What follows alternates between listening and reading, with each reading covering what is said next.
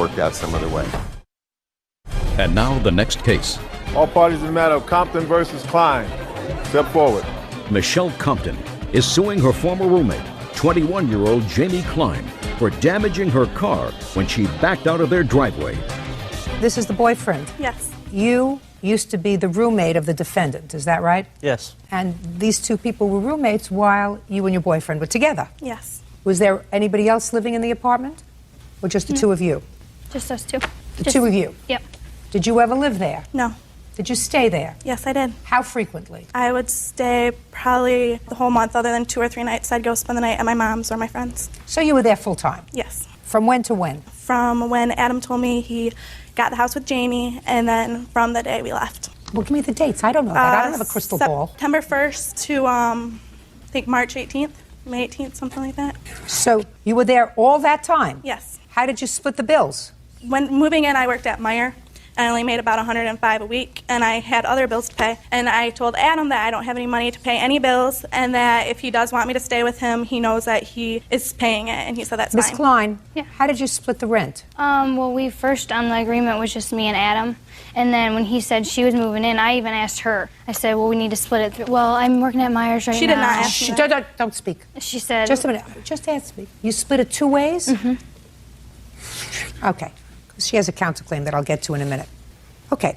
It is your claim that Ms. Klein damaged your car while backing out of the driveway. Yep. And you want her to pay for the damage to your car. Yes, That's I what do. your lawsuit is about, $1,700. Ms. Klein says you shouldn't have blocked her car. And that was your habit. So she nicked it a little bit, and she's sorry, right? You can't hit her car. You're right, but I went up there and asked her 3 times to move her car. She What didn't date come- was that? I do believe it was the 16th of Of what? Of March. So right before you all went your own way. Yep. Why didn't you move the car? She did not ask me to move the car. Adam asked me if I would clean the room while he's at work, so I was in the room cleaning with the music on. And she never entered the room and asked me to move my car. And I knocked on the door. No, she did every not. time and said, I need to go take kids to school. I need you to move your car. She didn't come out of the room. Who were you going to take to school? I have a daycare, so I had to take the kids to school. So she didn't move the car, so you hit it. Yep, well, I tried backing out myself, and then I hit it, and then I went upstairs, and I told her about it, and I said, I gotta go take kids to school, so when I come back, I'll give you my insurance. I come back, and she's gone. So then I go back to work. About 20 minutes later, I come back to see if she's there, and the police are there. So she left and came back, and then I gave her all my insurance and all that stuff. So what happened with the insurance? I called my dad and asked him. He called the insurance agency, and they said because it was on private property that they will not do anything. Well, that's not true. That's baloney. Let me see a letter from the insurance company. I didn't get one, Your Honor. Well, you should have one, my dear. You can't rely on your dad. Shouldn't have blocked her. The car was not blocked. Well, clearly, it was more difficult to get out. That's not Yeah, true. That's not right. Well, if she hit your car, she of necessity had to hit your car She with did her it on car. purpose. Listen to me! When my mouth starts to move, yours doesn't. Okay. Nobody with half a brain uses their own car, which might very well be damaged if she hit her car I have with pictures your of my car. car. That's just stupid, and she's not stupid. The only thing she was stupid about is letting you live in this apartment for all those months rent-free and splitting the rent because you didn't have a job that paid you enough. You didn't have a job that paid you enough to pay rent, live at home. And if your boyfriend wanted to sleep with you, then he should have paid 2/3 and she paid 1/3. You got it? Got it. She doesn't have to pay for you the pleasure that you had to spending the night with her. She had people spend the night also, Your Honor. It We're wasn't not just me talking over. about spending the night. We're talking about... She would have boys come and stay for months at a time. Listen to me. We're not talking about spending the night. We're talking about living there. So, what you have to do is you have to call her insurance company. She's already acknowledged she hit your car. She had no right to hit your car, and our insurance company will pay for it. Easy. Now, let's get to your counterclaim. Unpaid rent. You had no agreement with her to pay rent. Forget the rent, okay? Bills. You should have had an agreement. You didn't have an agreement. Damage to and return of value of property. Now I'll hear that. Go. I have some letters from some witnesses on some of these I things. don't take letters from... listen to me. I don't take letters from witnesses. That's hearsay. Okay. What she did couple times, she's hid my keys. So he had to take me to work one morning because my keys just came up missing, even though I put them on the table every day. When they moved out, I cleaned my whole house top to bottom, and I couldn't find them. Moved all my furniture, they're gone. And my contact case, one morning I woke up and I stuck my contact in my eye. It had alcohol in my contact case. So I had to go and order new contacts because my contacts were ruined because they were soaking alcohol. I got the police report on that. And then also, the day that they moved out, I went to the bank, came back, took my class ring and my ring off, put it on a little jewelry box that I have in the closet, and I come back about 2 or 3 hours later and it's gone. Them two are the only ones in the house. And I asked her, she didn't know what I was talking about. Well, my rings were there when I left. I come back and they're gone. And how many people were in the house while you were gone? When I left, it was just her and Adam. Well, how do you know that there weren't other Because people? my I'm boyfriend- speaking. How do you know that there weren't other people in the house moving them out? Because my boyfriend was there for So your about boyfriend, half an just a hour. second. So your boyfriend was there. For just a few minutes after I left. So your boyfriend was there. Yeah. Who was with your boyfriend? Nobody. So then, now we know of 3 people that were in the house when you weren't there, right? Right. But your boyfriend was there, maybe with other people. Never works out when 2 people live together and there are boyfriends and girlfriends. You damaged her car. You have to take responsibility for that. You have full insurance on your car, and you've given her your insurance? Fine. You have to use that. Okay. She has acknowledged responsibility. Hitting your car, it was a stationary vehicle. There's no question of fault. Her insurance company has to pay for it. And if they don't, and you have proof that for some reason they decline coverage, well, you can come back. But before you come to court just to get even a little bit, what you have to do is you have to go through the procedure so that you don't bother the judge. Do you understand? Goodbye. Parties are excused. You may step out. Until New Year's when she... On the matter of Libera versus Warren. Parties have been sworn in, Your Honor. You may be seated, sirs. Have a seat. Mr. Libera, the defendant is your former girlfriend. That's right, Your Your Honor. complaint alleges that you went on a trip with her. She was supposed to pay for the trip. She did, in fact, pay for most of the trip. She paid for the airfare, correct? Yes. She paid for the hotel. Yes, Your Honor, that's correct. But there were certain incidentals.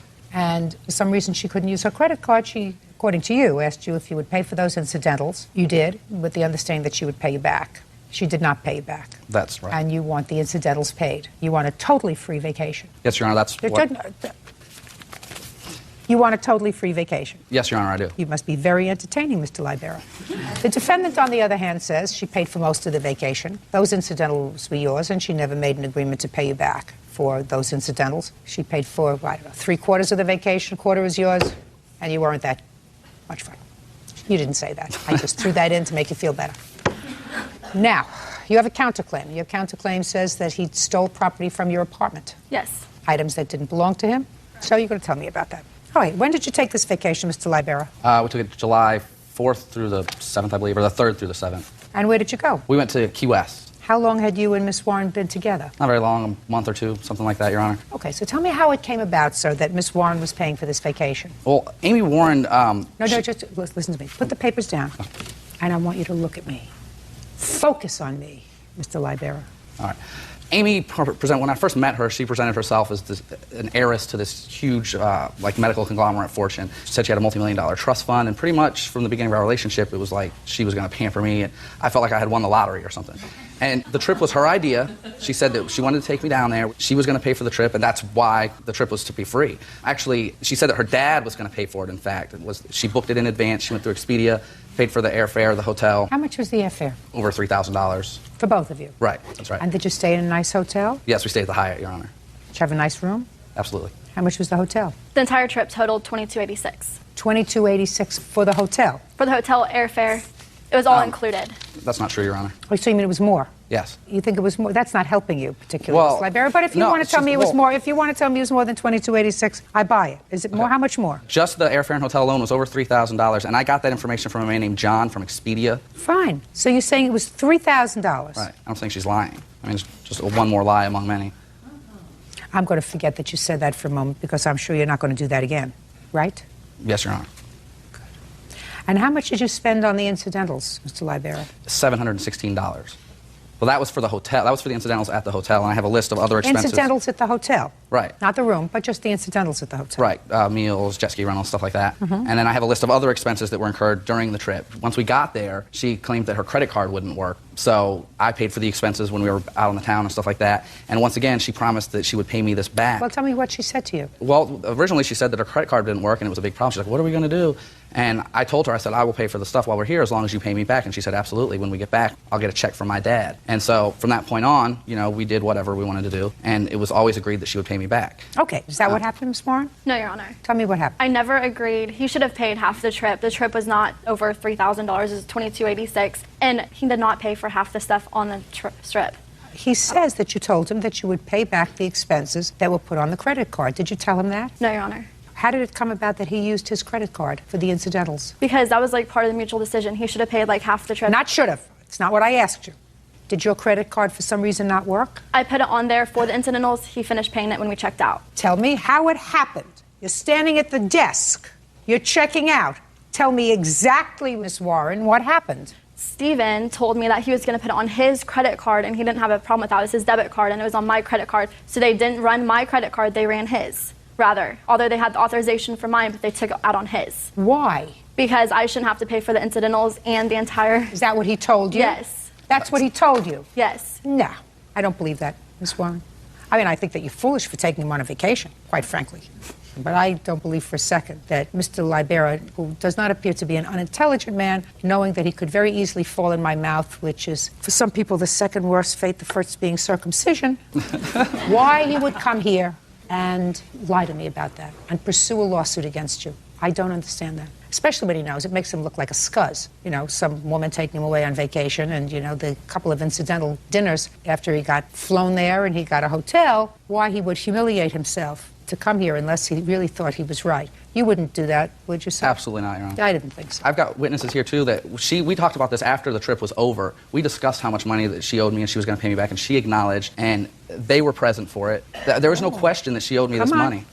Tell me your name. David Morrow.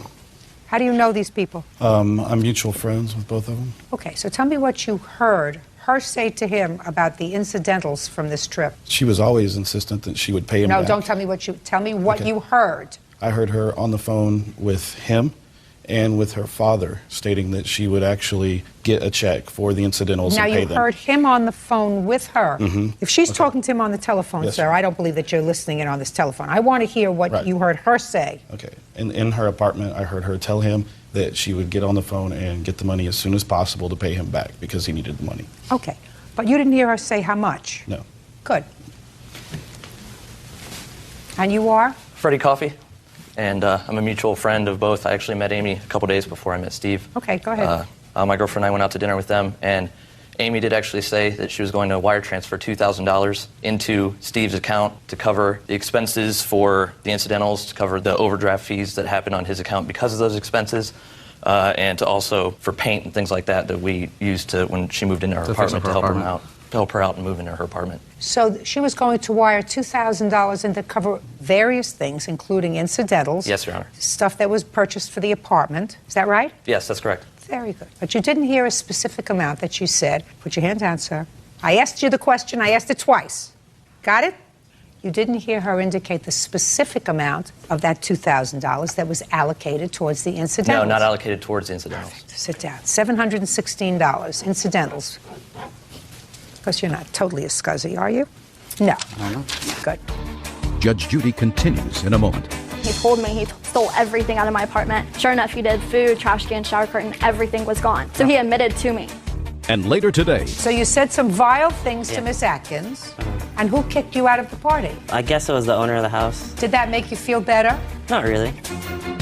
Steve Libera claims ex-girlfriend Amy Warren owes for a trip to the Florida Keys. Amy is countersuing, claiming Steve stole over $10,000 worth of property from her home. Now let me hear, Miss Warren, about what you claim he stole from the apartment, and what proof do you have that he stole anything from the apartment? I have the police report showing that he did steal stuff from my apartment today. Let me see. And What then day? I have What day are we talking about? July 28th. Did you share this apartment together? No. So he came to your apartment? How did he Yes. get into your apartment? Whenever he took my debit card, which I have those papers as well, and used that, he took the key off my key ring and got into my apartment and stole everything. Then he told me when I dropped him off at the courthouse because he had to pay his fines for his probation or whatever he's on. What kind of probation? It's not an answer. DUI, Your Honor. Why are you asking me a question, sir? I didn't ask you a question, Your Honor. You gave me an and then you said No, DUI? No, I'm sorry. DUI is what I was on probation for. And she's lying about everything. The debit card she gave me to buy gas because I had no money in my account because she was having trouble getting me the money that she owed me. And I actually picked that up from her work.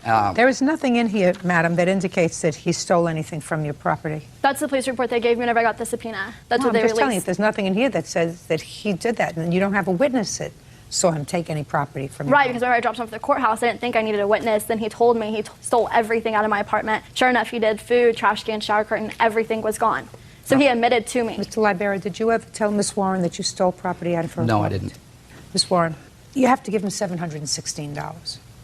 That's what you owe him for the incidentals, because I believe that he paid the incidentals and put it on his credit card because yours wasn't working when you went to check out for the incidentals in the hotel. I don't, however, believe, Mr. Libera, that she, each time you used your credit card to pay for a dinner or to pay, I'm speaking, Yes. or to pay for something, that she said to you, thank you very much for dinner, I'll pay you back as soon as we get home. I don't believe that happened, Mr. Libera. And if I'm wrong, I'm sorry. Just consider this. You got most of a vacation paid for, and you had a really good time. There's more to the story here. Listen to me. Is there more to the story that you want me to hear, sir? Because I've already decided to rule in your favor. So is what you want, Mr. Libera, you want to try to change my mind? No, I don't, Your Honor. Absolutely not. Good. That's all. Thank you very much. Thank you. Counterclaim is dismissed. Parties are excused. You may step out. He stole my dignity, my love, my honesty, everything I had. She bragged about to people that she was paying for everything. She was real proud of herself. He's just trying to get me back for even more. Don't trust girls. Oh, life experience. Oh my gosh, I never want to experience it again. And now the next case. All parties in the matter of Atkins versus Penn Hollow. Step forward, please. 21-year-old Shanna Atkins is suing her ex-boyfriend, 22-year-old Andrew Penhallow, for intentionally denting the side of her car. Shanna claims Andrew was angry over their breakup. Miss Atkins, this young man used to be your boyfriend. I assume he's not your boyfriend anymore. Is that right? That's right. You had an argument and claimed that after the argument he was a little intoxicated and damaged your car. You want him to pay for the car's repairs. Mr. Penhallow says that he was in fact angry at you at some point, but there was no way that he damaged your car. When was the vandalism to your car noticed by you? It was May 5th. It was Cinco de Mayo. And it was right after I came outside. He was outside, wouldn't leave until I came to talk to him. Okay, where did this happen? At a friend's house in Everett, Washington. Were you still dating on May 5th? No, this was like a month after we had broken up. Now, I gather from your complaint that you were at the friend's house for a party. Yes. He was not invited. No. So, That's not true. how many people were at the party? Roughly 20 to 30. And what time did you arrive there? About 9:30. In the evening? Yes. What kind of car do you have? 2006 Scion TC. Where did you park it? It was on the street right outside of his house. He doesn't have a driveway. But it was parked on the street. How far from the house? Right in front of it. Did the car have any damage when you parked it? No. Brand new. I just had gotten it a couple months earlier. Okay. Now, at 9:30 when you got to the party, Mr. Penhallow was not there. Correct. When did you arrive, sir? It was a little after 2 in the morning. And where had you been just prior to that?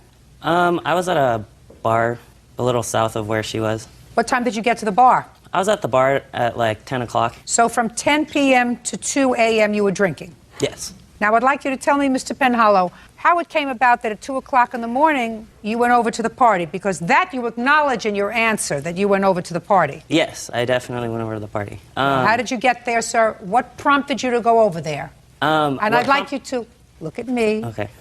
not at the sky. The sky will not give you any answers, sir. All right. What happened was I found out from a mutual friend of ours, who is no longer a mutual friend, but that she had cheated on me when we were together. That's... And Shh.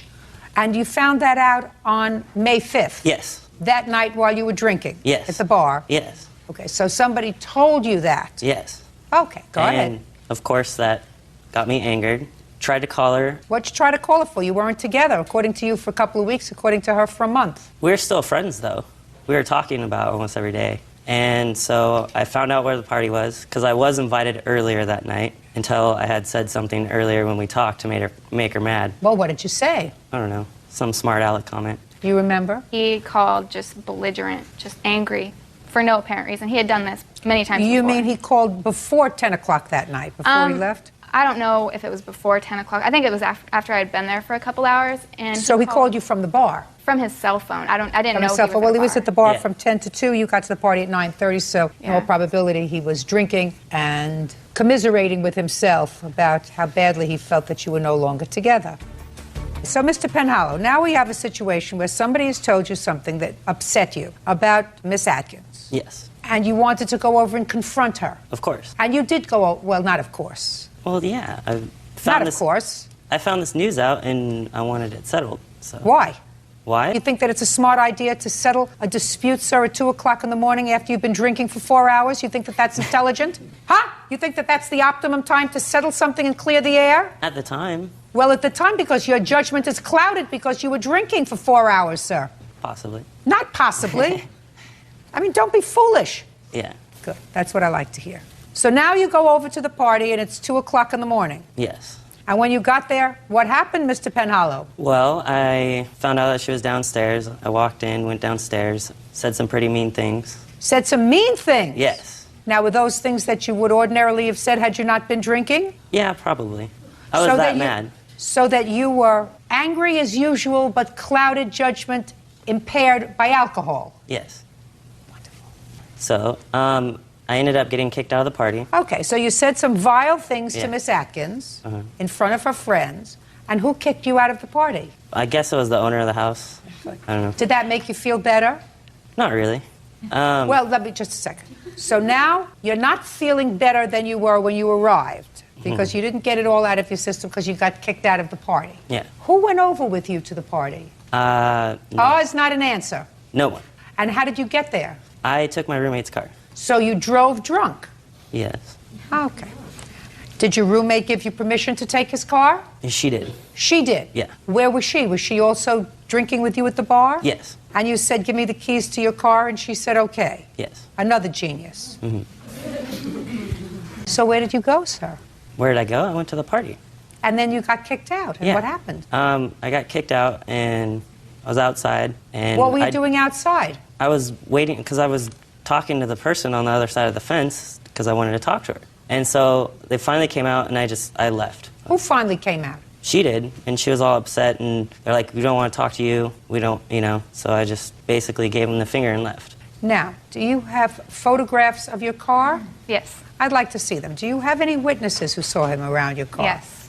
My friend That would be Christian. this gentleman's right over here. Step Yes. up, sir. Tell me your name. My name is Krishna Lingam. You were at the party that night? Yes, Your Honor. Well, tell me what you saw. Well, as I got out of the house, I went outside, and then I looked outside, and he was across the fence, and then he told me to call Shanna outside, and then told me that he damaged her car. He told you? Yeah. What did he say? He said that I put a dent on her car. Okay.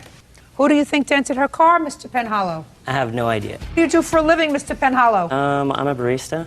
A what? A barista. What is that? Coffee. I make coffee. Is that what they call it? A barista? So I understand. What? So I understand. Did you know that before? A barista? Yeah. I do crosswords. I do crosswords. I know.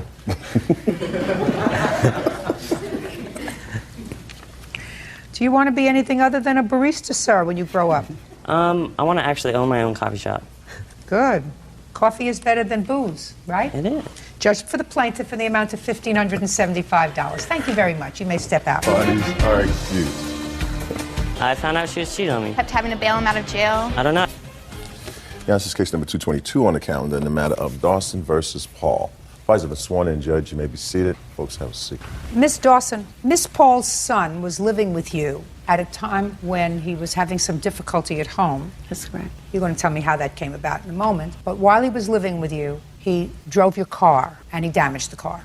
You believe his mother is responsible for the damage that he did to your car. His mother says you should have sent him home when she told you to send him home. That's your defense. Well, there's more to it than that, but we'll get to that in a minute. When did Mrs. Paul's son come to live with you? It was toward the end of April 2006. Tell me how that came about. He just showed up at my house one night, and it was probably... Is he a friend of one of your children's? He's a friend of my granddaughter's, actually. It was about 11:30 that evening, and he just showed up unexpectedly, told me that he had been put out of his home, he had no place to go. Could he please spend the night with me? I was pretty reluctant, but I said, what happened? And he told me that there was a big fight at home, and he had just been put out. Did you call his mother? I didn't. You should have. I didn't have his mom's number. Did you ask him for his mother's number? Actually, I didn't. Well, but that would have been the right thing to do. How old is he? He's 17. He was 17, so he's a minor. So before you take a minor's word as to what has happened that causes him to come to your house 11:30, I would just have, for future reference, and for those of you out there in cyberspace, you call the mother and you say, what happened? And he's here. Don't worry about him. If you have no objection, I'll let him spend the night here, but he's safe. So you let him spend the night. Go ahead. I did, and I immediately called SAC PD, who advised me, and it was my intention anyway, to call CPS. So that's what I did. The emergency CPS worker told me that I would receive a call the following day. And I did receive a call the following day. Explained the circumstances to the CPS worker. She advised me that she would be contacting his mother and she would get back in touch with me. Okay, now that was April. Until what date did he live with you? Sometime in May. Beginning, middle? I think it was toward the middle. So he stayed with you for about 2 weeks? A little over 2 weeks, maybe about 3. And had you been in touch with his mother during that period of time? I had not been in touch with his mother. At all? Not at all. So she never spoke to you directly or indirectly? Actually, the only time I spoke with her was when we were on a 3-way conversation with an officer from the Missing Persons Bureau in Sacramento. At that time, did she tell you to send him home? The officer? No, Yeah. his mother. Yes, I was always willing to send him home. No, did she tell you she wanted him home? She did, I believe, at that time. Okay. And he did not go home?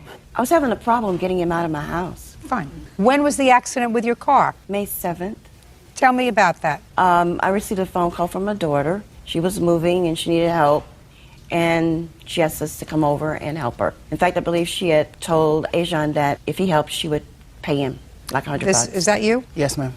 Go ahead. And so we were packing and moving things in and out of the truck and going from the old apartment to the new apartment. So, I understand. Go ahead. Okay. So, somewhere around 2 in the afternoon, we left the old apartment. We took a load over to the new apartment, dropped everything off. And when I got back to my daughter's, my car had been damaged.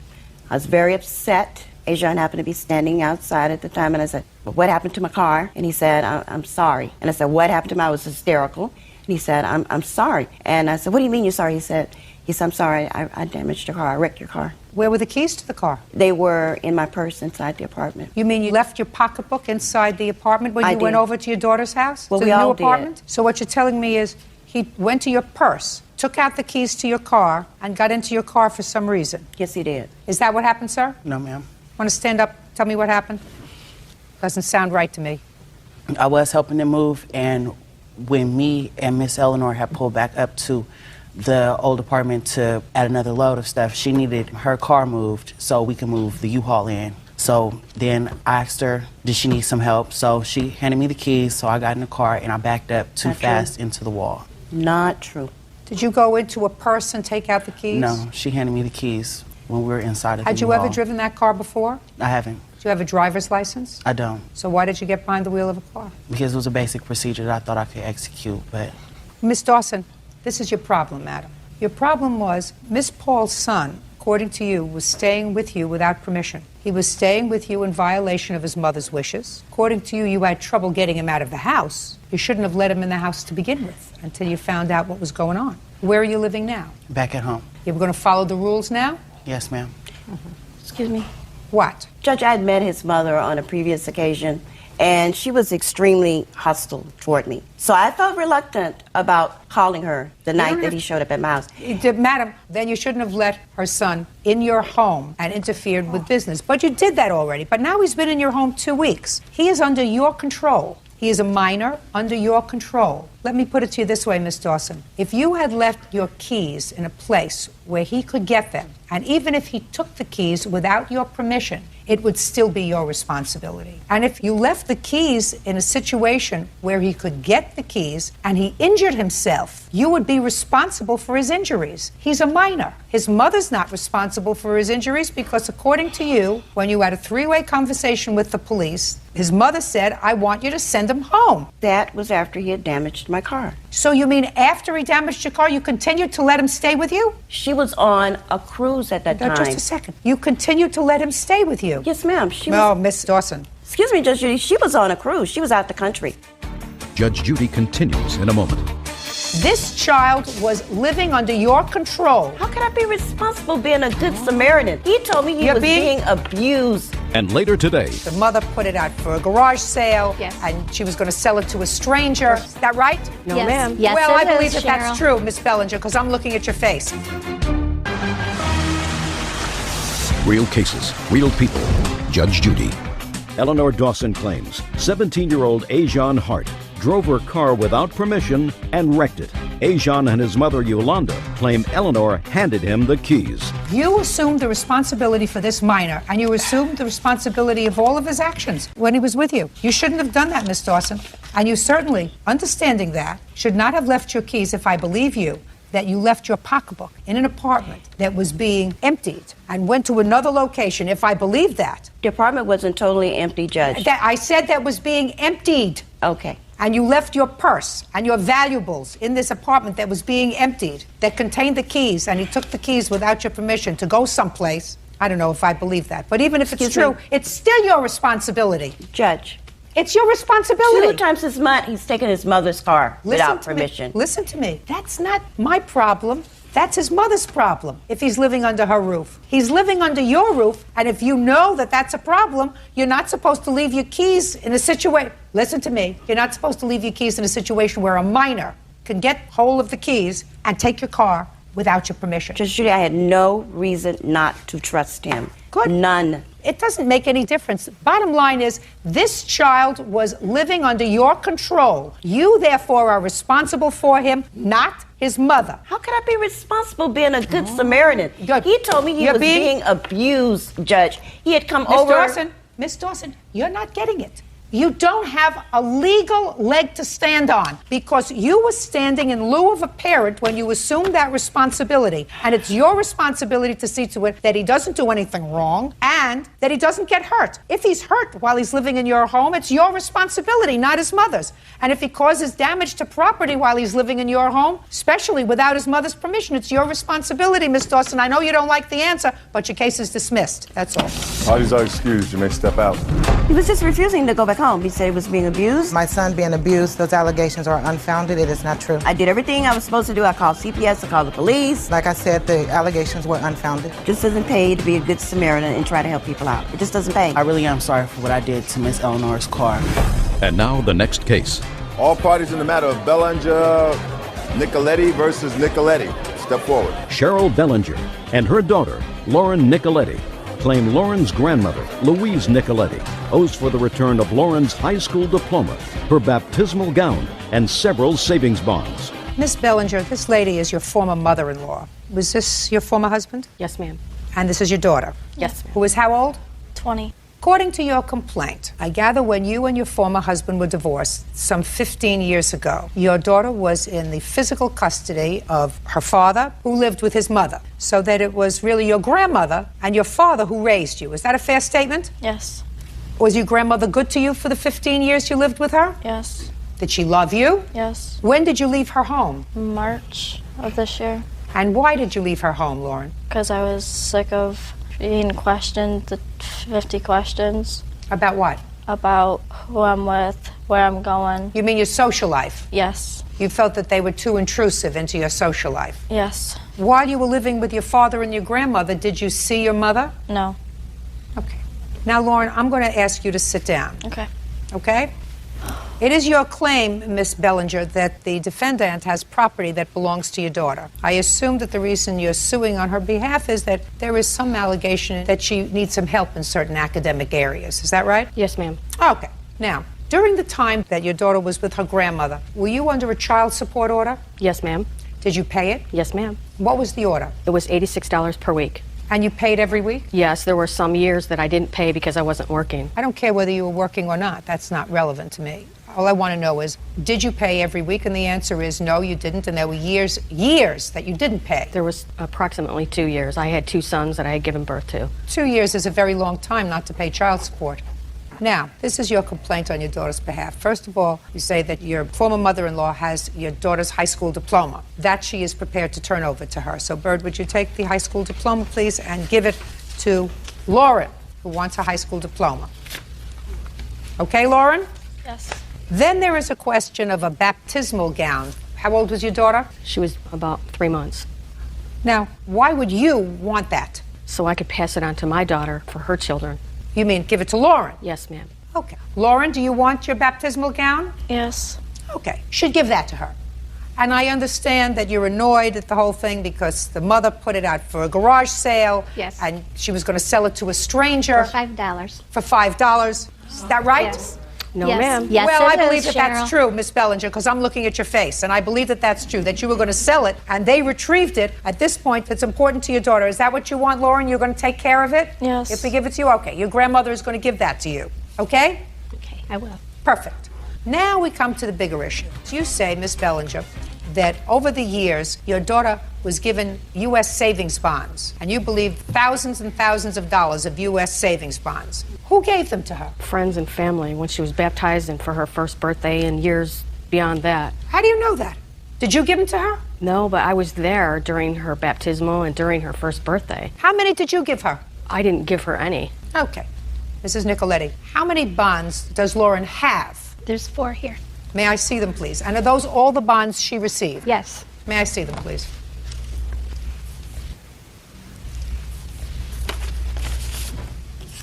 I see 3. Oh, I'm sorry. 2 are in my social security number, and 1 is in Lauren's social security number. Do you remember who these were from? No, I don't. They were gifts. Mm-hmm. Okay.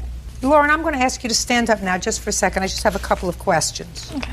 Tell me why you want your bonds now. There is some $600 worth of bonds. Some of them have accumulated even more interest, not $5,000 worth of bonds. Tell me why you want the money now. Because I need to get a car to get back and forth to work. Okay, good. Your grandmother indicated to me that she would love to be able to give this money to you if it was going to be used for you. It is. It's going to be used so I get a car. Great. That being the case, Miss Nicoletti, do you have any problem with your granddaughter having these bonds? She called me a couple of weeks ago and said she wanted the bonds to buy her a car for $300. And I said, you get a car for $300, you're going to have to put a lot of maintenance work into it. That's true. And she never answered my question when I asked her if she had a driver's license because her mother was telling her, get off the phone, hang up on her. Well, so I don't even know if she has a license. Lauren, do you have a driver's license? No, I have a permit from New York. When do you think that you're going to get your driver's license? As soon as I get back home. Would you mind if I did this? Listen to me carefully. Would you mind if I let your grandmother keep these bonds until you get your driver's license? It's probably going to be like 2 days after I get back. Perfect. She's going to send them to you. Now, I also think, Miss Bellinger, that since you did not pay child support for years, that instead of having your daughter spend $600 on a car, you ought to buy her a nice car and maybe just use this money as a down payment. Because clearly your former husband and his mother took care of a responsibility that was at least partially yours that you didn't take care of. And now that your daughter's 20 and she's living with you, it would seem to me that you would want to pick up the slack that you hadn't for 15 years and help her buy a car for more than $300 that won't give her any trouble. Do we understand each other? Yes, ma'am. Yes, sir. She's exactly $7,282.71 behind. And, In arrears. In arrears. Okay. Now, the fact, Miss Bellinger, that you had 2 other children, Yes, ma'am. I'll say to you what I would say to any man that stood in your place. You had 2 other children, fully understanding that you had a prior responsibility. Your prior responsibility was this child. And if you chose to have 2 other children, you should have had enough money and resources to support all 3 of your children. My husband that I was married to when I had my 2 sons refused to let me work. Then you shouldn't have married him. Then you shouldn't have married him. Just because you are a woman does not separate you from the law. And the law would not permit that as an excuse for a man who decided to get married and have other children and say to his new wife, you can't work, so I can't take care of my first responsibility, and it doesn't relieve you of that responsibility either. Your Honor? So, just a second. I don't need any help from you. Okay. I don't need any help from you. I'm returning these bonds to you as soon as Lauren mails you a copy of her driver's license. Got it, Lauren? Yes. You're going to send her these bonds because that's what she wants to use the money for, to buy a car. But first she should have a driver's license. Yes. You agree? Yes, I do. Your Honor. What? Can I say something? Yes. Lauren can't use my car to get a license because I drive a stick shift. She has to drive an automatic, and this is why she wanted to purchase a car prior She to her cannot getting purchase a car without a driver's license, a valid driver's license. And if you think that I am going to permit her to purchase a car in your name because you have a valid driver's license, You're crazy. I did it. Give them back to her, please. I did it for my stepdaughter. Listen, you may have done it for your stepdaughter, and you may have done it for your 2 sons. You've done very little for your daughter, so I would suggest of the $7,000 that they're not going to see of your back child support, purchase a car for your daughter. That's all. Why does that when they step out? All the vindictiveness back and forth, and I'm tired of it. We have not been vindictive. I've been divorced for him for... Maker, President sworn in, Judge. You may be seated. May I have a seat, please? Mr. Bolden, the defendant was your girlfriend at one time. Yes. About 9 years ago. Yes. And you have a child together, a boy. You have been legally declared the father of that child. Is that Yes. right? In a court. Yes. You had taken a paternity test when he was born, and the paternity test established that you are, in fact, the child's father. Right. Recently, you began to have certain reservations about that because you say he doesn't look like you. Right. So you wanted to have another paternity test. Yes. According to you, Ms. Maker agreed to take another paternity test. You made the arrangements and she didn't show up, so you want to be reimbursed for the test. Ms. Maker said, I never agreed to take another paternity test. My son is 9 years old. He doesn't have a relationship with his father. His father is really losing out. She doesn't have to be told twice that you're the child's father. You are his father.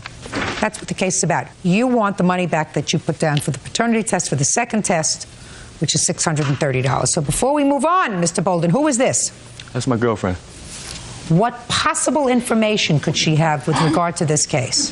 Well, she's just here to back me up, saying that, I have papers right here saying where she signed to take this paternity test. So what evidence? She's just here with me really for support. That's very stupid on your part to bring her here for no reason. I'm just telling you. She's just an irritant. Well, I'm here. Mr. Bolden, so let's move back. Can I see the results of the first paternity test that you took?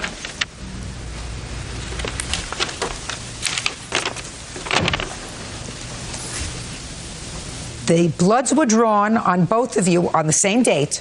Were you present together when the bloods were drawn? Yes. And the child's blood was taken the same time? Yes. And according to this paternity test, sir, there is a 99.85 probability that you are the father of this child. Your Honor, where we're from, I've been hearing reports that, it's been tampering with tests, so I figured I'd take another chance with it. You know what I mean? Waited 8 years. Just a second. 8 years.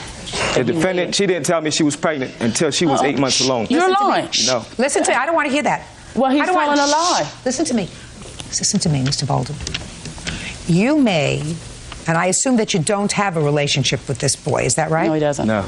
That's why I want to get this all out in the open. Oh, just a second. It's all out in the open, sir.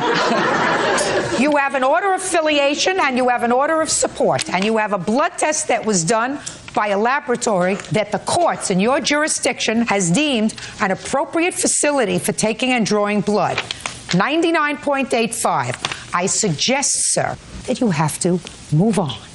You're going to pay support for this boy until he is 18 years old. And if you choose not to have a relationship with him, that's your loss and his loss. Now, when did she agree to take another test? March the 19th is the day she signed the paper. Let me see. Tell me about the conversation you had with her. Well, it was pretty brief. I went to her residence and told her I didn't think the child was mine. What made you think 8.5 years later, what woke up and, you got this bee in your bonnet 8.5 years later that the child wasn't yours? What happened? I always had my doubts. But what was it 8.5 years later? The child doesn't look like me. Not at all. Does it look like his mother? Doesn't even look like her. Just a second. Doesn't look like the mother either. Sick. No. You're being foolish, Mr. Bolden. Okay, so let me just understand. You went over there to her and you said to her, he doesn't look like me. I don't think he's mine. I want to take another blood test. Right. And she said, okay. Yes. Why would she agree 8.5 years later to take this test? Maybe she was sure, he was mine. No. Why would she agree to take the test? That's something that just doesn't make sense to me. Exactly. What makes sense to me is that she would be angry with you, that she would feel as if you have shortchanged this boy by not participating in his life for 8.5 years, that while she gets child support from you, she would have preferred a little bit more support in other areas, support, emotional support, support with the boy, which you haven't given her. So you want me to believe that you went over there and said, listen, I want to take another blood test. So I not only cut off all emotional support, which I haven't given you, but I'm going to cut off financial support too, if he's not mine. So I want you to sign this piece of paper. And she just went and signed the piece of paper. Is that what you want me to believe? First, we went to the family court. I filed a petition. Oh, okay. So first you went for the family court, and and what happened? They denied me. The judge said... Oh, just a second. So you went to the family court, and you filed a petition that said, I really want another blood test because I don't think he's mine because he doesn't look like me. Right. And you brought her to court. Yes. When he served you with the papers to go to family court. And they sent me the notice of when the date was, and it was on March 2nd. Okay. Were you surprised to get it? Yes. Were you annoyed? Yeah, because I've been getting a lot of papers from him about crazy stuff. Judge Judy continues in a moment. You are frustrated and annoyed with him, right? Yes. You picked him. He can't help being stupid. You had a choice. And later today... When did this incident happen with your dad? May 18th. He told me to step outside and ask for the razor. Then he slapped me in the face twice, put the razor to my face, and that's when I jerked away from him and started running. Real cases, real people. Judge Judy. Cardell Bolden claims ex-girlfriend Lisa Maker owes for a DNA test that never happened. Cardell says he arranged the test because Lisa's son looks nothing like him. Did you sign this piece of paper? Yes, because when we went to court that morning and we was leaving out of court and he says, Lisa, can we get more tests done? I says, no, I'm done with it. I said, I'm not doing anything. The only thing I need from you now is his insurance papers because he do pay medical insurance for him through his job. A couple days later, he comes to the house. Comes in, my son is in there. He never speaks, never says one word to my son, which he does it all the time, because he says that my son is not his. We had the test. I'm like, oh, well, if you want to sit up there and miss out, that's on you. I'm not worried about it. He says, here's the papers. I signed. I said, get out, because it didn't make sense for a grown man to walk in my house, not speak to that child or anything. He left. Lab court calls me. So what you're telling me is you thought that these papers had to do with your son's medical insurance. Because my son does not get Medicaid through the state. So when he leaves, lab court calls me. I told the lady, I said, look, I don't have to go take no test. The state says I ain't going to do it. Goodbye. Don't call my house no more. Hung up. She knew what those papers were, Your Honor. Why would I sit there and sign? And we both read through them. Listen to me. Don't answer. You're always supposed to read what you sign. But how, I mean, my son is right in the house. This man walks in the house and not even speak to my son. It's obnoxious. It's obnoxious. It's obnoxious and stupid. It is. It's a product of a stupid mind, an uncaring mind. It's a product of somebody who says that it's the fault of a 9-year-old child to be born. Yeah. Why didn't you speak to him? That's all irrelevant, Your Honor. Why didn't you speak to him? I didn't even see. Her son was not present. When I came in. Right there. Her cousin was there. Her son was not there. He was in the house. Shh, just a second. Have you ever spoken to him? Yes. What have you said to him? Hey, how you doing? I mean, I speak to him. He doesn't know who his dad is, so he's making my son the same way he is. But it's all going to change. Why not take the test? I don't have to take anything. Goodbye. I don't have to take. Listen to me. You're in a court. I don't know where you think you are. So far, you're not losing, but you're irritating me. You are frustrated and annoyed with him, right? Yes. You picked him. You picked him to father your child. He can't help being stupid. You had a choice. You picked him. So I would suggest you keep your mouth shut. Right? Good. Your case is dismissed, sir. You don't wish to have a relationship with this child. That's your prerogative. You will support him until he's a majority. That's all.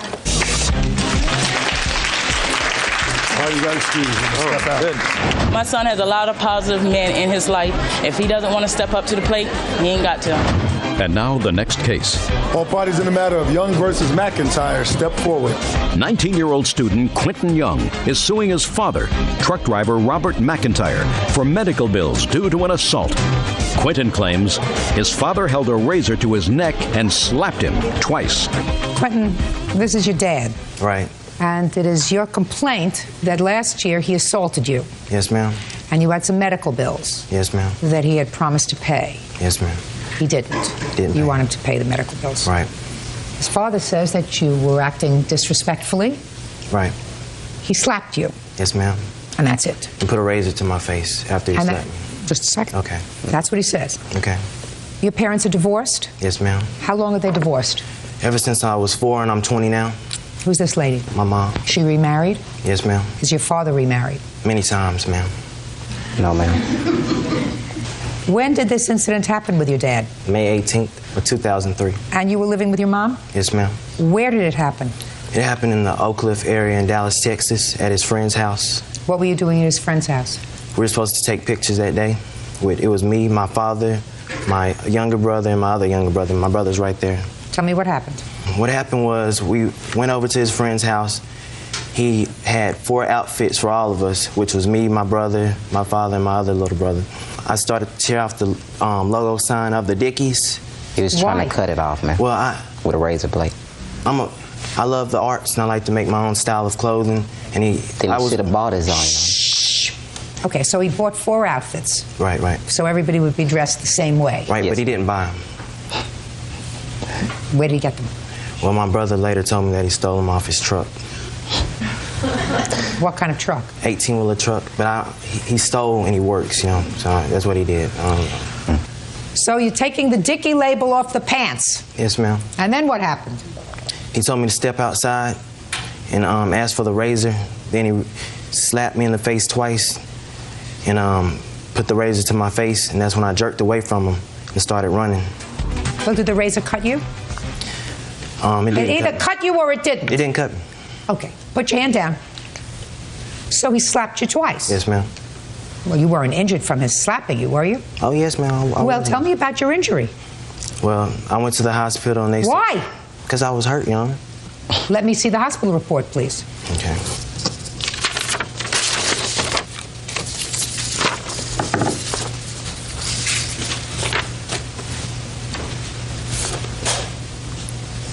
Well, this is just a bill. I want to see the report. I don't have the report. They're supposed to give them to me. They didn't give them to me in time. Who took you to the hospital? My mother drove me. Step up. Thank you, Your Honor. All right, your son left and he called you, I assume after his father slapped him twice in the face. Where were you when he called you? I was at home. And you got in your car and you went and picked him up? Yes, I did. And his face was swollen, and he had a cut on his face. Where? It was right. I don't see anything about blood here. Well, see, that's what I'm saying. It wasn't like a big gash, but it was a small amount of blood. I don't listen to me. I don't see anything about blood here. I don't see anything about stitches here.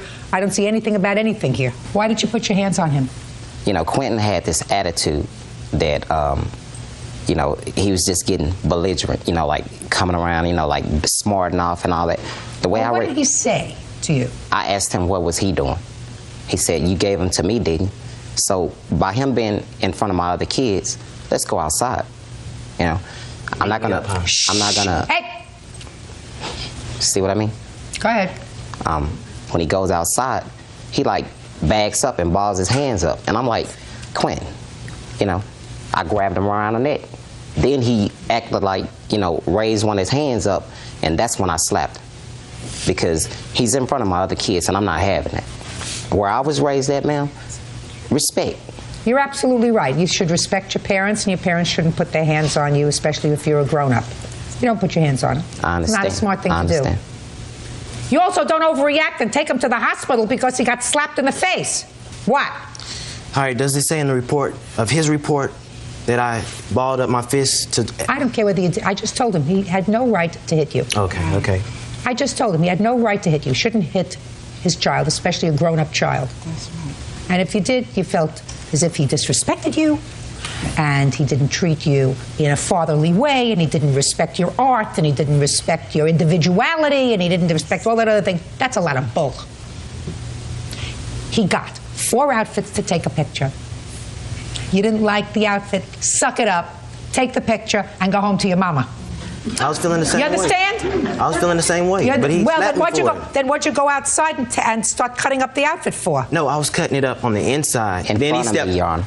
Okay, in front of you. Why didn't you wait until you got home? That's what I asked. We were taking pictures that day, Your Honor. So. Why didn't you wait until you got home? But why would I? Your Honor, he's just wanted to show his dad. He's been away for Listen many to me. years. Don't speak. He's been away for many years, and my son, I have remarried, and my son just was reaching out. He yearned to be with his dad. I okayed many trips for him to go with him on the U-Haul truck.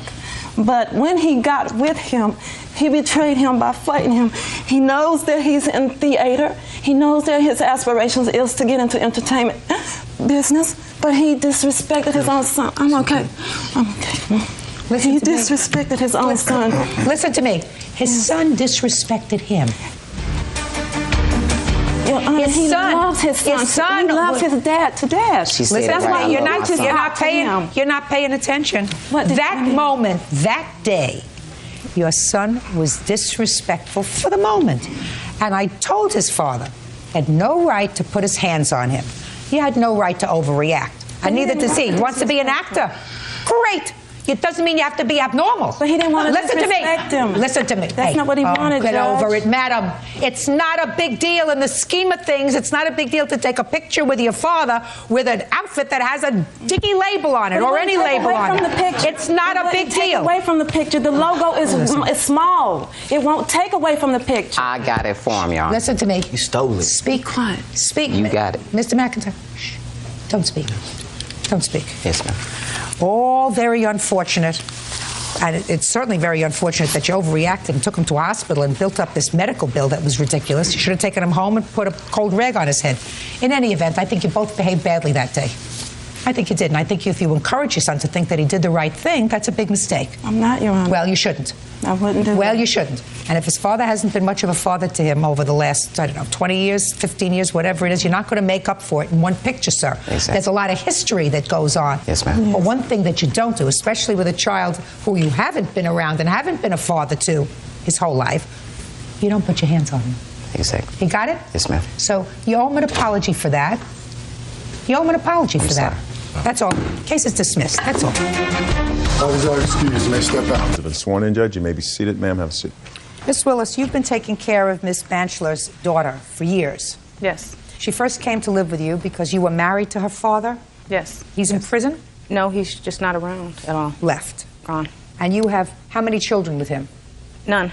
You have children of your own? I do, right. But he brought this child into your home? Right. When? August 28th of 2000. How old is she? She's 11. She'll be 12 in June. And you've been taking care of her ever since? Solely. When did your husband leave? In 2002. Where were you? In Washington State. What were you doing there? I live there. What you want, Miss Willis, is you want support for this little girl from her mother because you've been taking care of her, according to you, with no support from her mother. None. Ball's in your court, madam. I'd like to hear you. I have evidence here of money order receipts as well as a letter that I wrote. I have package receipts that I've mailed packages to I'm not her. interested in packages. Okay. Forget packages. Packages are not support. Okay. How much support have you sent for your daughter since 2002? There's one for $150 here. Give me just a second. I have to do this. $150. Go ahead. There's one here for $30. $30. One Go for ahead. $100. One for $150. And one for $50. Who were those money orders made out to? They were made out to her father. Only one of them was made out to Oki. She's never made one out to me. What was the date of the last one? September 8th, 2003. Okay, since September 8th, 2003, you have sent no support for your daughter. Not cash. Well, that's all I'm interested in. It's cash. How do you support yourself? With Work. packages? No. Your boss at the end of the week give you packages? No. Well, at the end of the week, your boss gives you money. Right. Well, that's support. That's what people bought her in this country. You give them dollars, and they give you bagels and lox and milk and chopped meat and chicken. You know, that's how we survive in this country. How did you expect your children to survive since September of 2003? I felt like that was her father's responsibility. Wrong. So I sent her to him. He said that he would take care of her, and obviously he did not do that. Well, when did you find out that he split?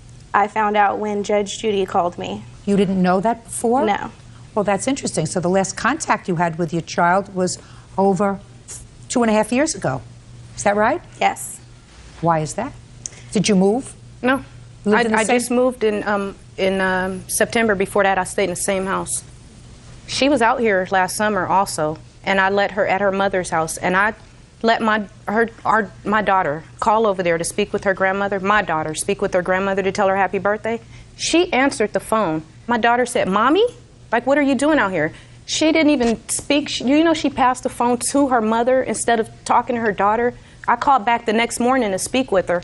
Her mother told me she already left back for Washington. Listen to me. Since Miss Willis has been caring for your daughter, you provided $480. That amounts to 32 cents a day. Do you think that's enough? No, it isn't. What kind of a job do you have? I'm a custodial. How much do you earn a week? $400. Here you have a child that you expect to exist on 30 cents a day. It's not her responsibility to support your child. She took the responsibility. No, she didn't. She didn't adopt your child. At any point, she could have sent my daughter back to me at any point. That is the most ridiculous statement that I've ever heard. If you chose to have a baby and not be a mother, that's your prerogative. If you were smart enough to say, listen, I'm not the maternal type. I'm not good at raising a child. You probably can do it better. I'm going to let you do it because I can't, or I'm not interested in doing it. That's honest. But don't tell me that you've got this burning maternal instinct in your stomach and all she had to do was call you and you would have taken your daughter. Because anybody who is a parent, they wake up in the morning and they go into the nursery and they say, gee, my kid's not here. You know? They don't wait 2.5 years. I didn't wait 2.5 years. I've tried on multiple occasions to call them. They told me that I cannot call or send her any more packages. Listen to me, That's what my her friend. father Listen said. to me very carefully. At this point, Miss Willis is a legal stranger to your child. At any time, you could have petitioned the court for immediate custody of your daughter. I doubt that you can do it now. I would think that any judge that would give you custody of your child at this point had to be missing one in his six-pack. However, there was a time immediately after the child left your custody when you could have done that. So you can relinquish custody of your child to somebody else, but when you relinquish custody of your child to a stranger, you pay support. And what Miss Willis is asking for, as far as I'm concerned, is a minimal amount of retroactive support for the child in the time that she supported the child. What she's asking for is $5,000 over the course of 4 years. It's a little more than $1,000 a year. Figure it out. Judgment for the plaintiff in the amount of $5,000. That's all. Parties are excused. You may step out. She had numerous opportunities to get her daughter back. I've been denied the opportunity to do it, not necessarily by the plaintiff, but by her father. Well, she's my daughter. I couldn't imagine her even going back with her. I don't accept the fact that I'm going to have a custody issue with her. She is my daughter. I will fight to the end to make sure she stays with me forever. And now the next case. All parties in the matter of Jones versus Luis Castillo. Step forward, please. Douglas Jones is suing his cousin, bus driver Dwight Lewis, and girlfriend Mary Ellen Castillo for damages to his home as the result of a fight. Douglas says Mary Ellen and his girlfriend went toe-to-toe. Mr. Jones, Mr. Lewis is your cousin, according to your complaint, and this lady with him is his girlfriend. That's correct. At some time, for reasons that I'm sure you will explain to me, you allowed Mr. Lewis, his girlfriend, and her 3 children to move into your home. Home that you shared with your girlfriend. That's correct. And any other children? Yes, 2 boys. Whose children are those? Ours. The 2 women, for some reason, did not get along. Right. And there was an altercation that became physical. And it is your claim that this altercation that became physical resulted in Miss Castillo taking a plate and throwing it against your sliding glass doors, causing the door to break. You want her to pay $600 for the glass door. Which the glass door that's been chipped, the kitchen window, she broke also. Ms. Castillo says you're lucky she's not suing you and your girlfriend because she was injured during that altercation. An altercation that was started by your girlfriend. Judge Judy continues in a moment. She starts going, oink, oink, you a pig, oink, oink. And she spit in my face and ran. So what did you do? I snatched her up when she was running. And I threw her on the ground and we were fighting. Real cases, real people. Judge Judy. Douglas Jones says his cousin Dwight Lewis and his girlfriend Mary Ellen Castillo owe for damage to his house. Douglas says the damage occurred during a fight between Mary Ellen and his girlfriend Laminda. Were you present during the altercation? I know, I was in a room next to the kitchen. Step up here. What's your name? Laminda. Laminda, you have a last name? Malik.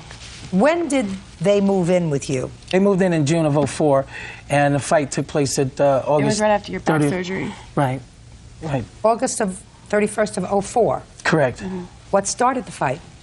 We were in the kitchen, and the night before we had been fighting the whole night. My dad was just going to California, so he had stopped by, and she was still calling me names the next morning. It was over a washer and just things that she was like nitpicking on, you know, if I did the dishes or, you know, putting dishes to each side of the sink. I mean, it was ridiculous. It was little kid fighting, but she was still doing it the next day. When my dad came over, she stood over in the carport, and she starts like folding her arms and just staring at me, and I'm like, I'm trying not to look over at her, and she starts going, oink, oink, oink, oink, you a pig, oink, oink. That's the day before. Yeah, later on, we were cooking, and she spit in my face and ran. And at the time, she couldn't really talk because she had sores in her mouth. And so, I don't know, to me, that was assault. You know, that was assault to me. That was it. I had it, and I couldn't take it no more. And so what did you do? I snatched her up when she was running. What does that mean, you snatched her up? By her hair. So you grabbed her by the hair? Yeah. And what did you do? And I threw her on the ground, and we were fighting. Then her husband jumped in and went to go pull me off. And that's when I heard the commotion. That's when he heard the commotion. And I just had a back operation a couple of days before that. I'm sorry about that. You feeling better? A little bit. Good. Can we get back to the story, please? All right. So now he comes in to try to pull you off. Is that right? Mm-hmm. And when he started to pull me off, I felt like I was being, like it was both of them. She was still getting her, kicking me and stuff, and I'd been threatened by her the whole time. Well, he's trying to pull you off, so evidently you're on top. No, pull us apart, actually, because at the time we were both still wrestling on the ground, and I had been told many times, no, don't mess with Mary Ellen, you know, that she was going to whip my... Okay. Sorry. Where are all the children when this is going on?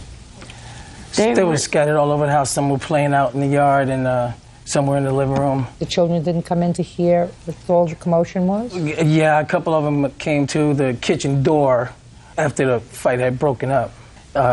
See, they've been nitpicking at each other for a while, especially Mary Ellen, because it seemed like she wanted to be the alpha female, and you don't do that when you're invited to somebody's house. I asked my cousin and them to come up here because Mary Ellen had got kicked out of his daughter's house in Georgia, where they moved into another house, and they said they had black mold, and the mold was killing them. So I said, well, come on up and, you know, stay with me. You got 3 kids, so get them in school up here and come up here. I didn't expect her to come over and take over. I wouldn't try to take over from her. Evidently, she tried. I want to know how the window got broken. After the fight went on, I think Mary Ellen was very upset about getting beat because she was promoted. She was. Come on. My cousin was promoting her as, you know, this really good fighter. She beat up 2 cops in California and all this kind of stuff. And she was upset getting beat, so she took it out on my house. You know. Did you see her throw the plate? No, I heard the plate. I saw her hitting the door with the plate, though, because once I heard the kitchen window break, I was on the phone with my brother, Wolf Fat Jones, and I came in. She was at the sliding glass door, banging it, but she had broke a plate on the sliding glass door already. Why were you hitting the sliding glass door with the plate? It wasn't broken at all. Why were you hitting it with the plate? She attacked me when there was blood all over the floor, and she gave me a scar right here, and I had 4 stitches. I have 2 cuts, 4 stitches. Sounds like you got the better of the bargain. And my window still isn't fixed. I have plastic on it. You know, in Seattle it rains a lot, and it ran up a lot of bills because I'm raising my 2 boys. I'm out on L&I right now, so I don't have a lot of money to fix the window. Labor in the industry. I got hurt at work. I work in a prison, so I couldn't get it fixed. They said that they were going to fix it. When did they say they were going to fix it? The next day afterwards, he said, "Well, let's go to Lowe's and find another window." And I said, "No." Did you say that, Mr. Lewis? Yes, I did. Yeah. So why didn't you fix it? He didn't want a Lowe's window. He wanted it professionally done, which would have cost a lot, and we didn't have the money at the time. The reason why I didn't want him to fix my window, Your Honor, he was trying to, he changed my toilet seat with a crowbar. Let me see the estimate on the window. As long as Mr. Lewis agreed to fix it, then he's got to fix it. Well, Your Honor, he tried to fix my toilet bowl and cracked it. I don't want him to... No, he's not coming back to fix it now. Yeah, no, I don't want him to fix it anyway. Okay. He doesn't know what he's doing. Do you have a picture of the patio door? Yes, ma'am, I do. I'd like to see it, please. I took it with a camera phone, so You can still see it good, though. Quite frankly, what distresses me more than anything else is that you have 5 children there who are witnessing these That's 2 what I'm women saying. in a mud fight the on the window. kitchen floor. And according to your cousin, at least, you seem to think that it's wonderful that she's a good fighter. He always did. He always did. You've heard the fictionalized account. What I will tell you what truly happened. Go ahead, I'm willing to listen. When we left Georgia, we left Marietta because the house we were in had too much mold in it. Tell me about your daughter. Mary Ellen and the children wanted to go to Washington, to Uncle Dougie's house. So we went up there. He had told us, he had assured us beforehand that Laminda was not living there. He had kicked her out a year before because they weren't getting along. Where were the children? His children living? His children were there. But not their mother? No. He had hired a nanny Is that for right a while. so far, sir? That's correct. Okay. He had hired a nanny. She came over and beat up the nanny one day. That's why she had a warrant. That's why after she assaulted Mary Ellen, she had to split. That's why once we broke them apart in the kitchen during the fight, he was trying to get her out of the place before the police arrived. Mr. Lewis, when you arrived there, was she there? No, she was not. She has her own place. In When did Bremerton. she come back? When he needed to have his back operation. His oldest son has diabetes. He did not trust either of us to give him his medication. We've never done it. But she had. So she had. They had been together since the kids were small until he got rid of her. Well, when she came back in, she was back in her house. She was pushing her around. She even tried to push me around, telling me to get out of my cousin's room. Which was my room at the time? No, you slept in the extra bedroom. He would let you come in there once in a while. Okay. For whatever. Becoming clear to me, why did you eject her from the house? She's been gone for at least a year and a half, maybe 2 Why? years. Well, she liked going out a lot, you know. And She liked to party. Exactly, yeah. And that wasn't good for your children. No. Mr. Jones. Yes. There's a reason why you tell the mother of your children she can't live in your house anymore. Right. I mean, I don't have to go We into all the actually details. parted our own ways. There's a reason you tell the mother of your children that she can't live in your house anymore and she's leaving without her children. I didn't Right? leave without my children, Right? Your Honor. Right. I didn't leave without my children. I had my children with me when I left them. I stayed in the shelter with my kids, Your Honor. So somehow the children got back with their father. Yeah, they did, because I was a housewife with nothing to stand on when I left him. You have to pay for the window and the door. If you're still together, she looks confused. You understand that you understand that you have to pay for the window and Yes, the door. yes, yes, Your You Honor. said you were going to pay for it. If she wants to sue her for her medical bills, she certainly is entitled to do that. At some other date, if you had filed a counterclaim with regard to her medical bills or injuries, I would have at least entertained that today, but you had no counterclaim. You have to pay for the window and the door. Judgment for the plaintiff in the amount of $600. Thank you, Your Honor. Thank you. Parties have been sworn in, Your Honor. You may be seated. Ma'am, have a seat, please. According to your complaint, you have overpaid child support to Mrs. Denton for triplets that were born as a result of a brief relationship that you had with Miss Denton.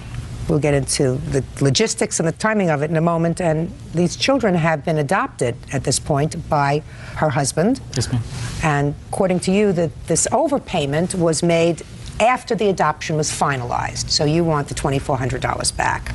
Mr. and Mrs. Denton say that it's true that the money was paid, was taken out of your salary, I assume, after the children were adopted, but that for a very long time you paid nothing. So stop complaining.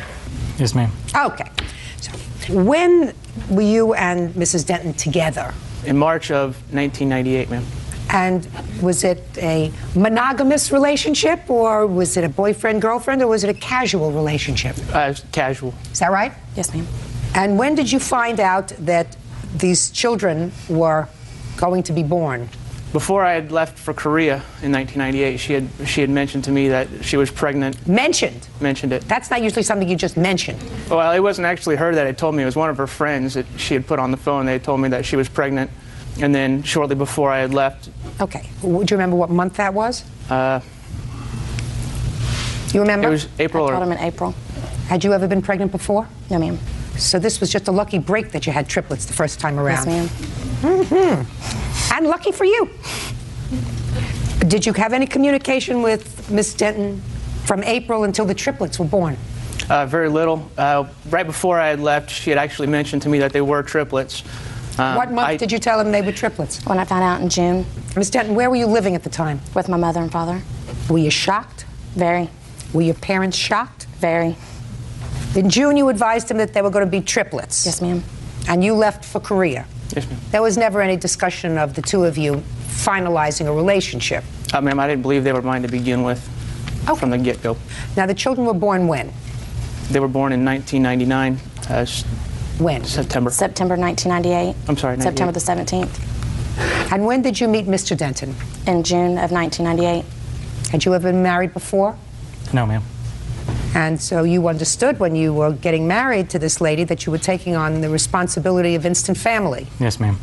When, for the first time, did you discuss with Amy the probability of your adopting the girls? It was discussed off and on early in our relationship, shortly after we got married. When did you get married? Actually, 2 weeks after they were born, October 3rd of 98. During the time that you were courting, between June and October, did you discuss what the family dynamic was going to be with him?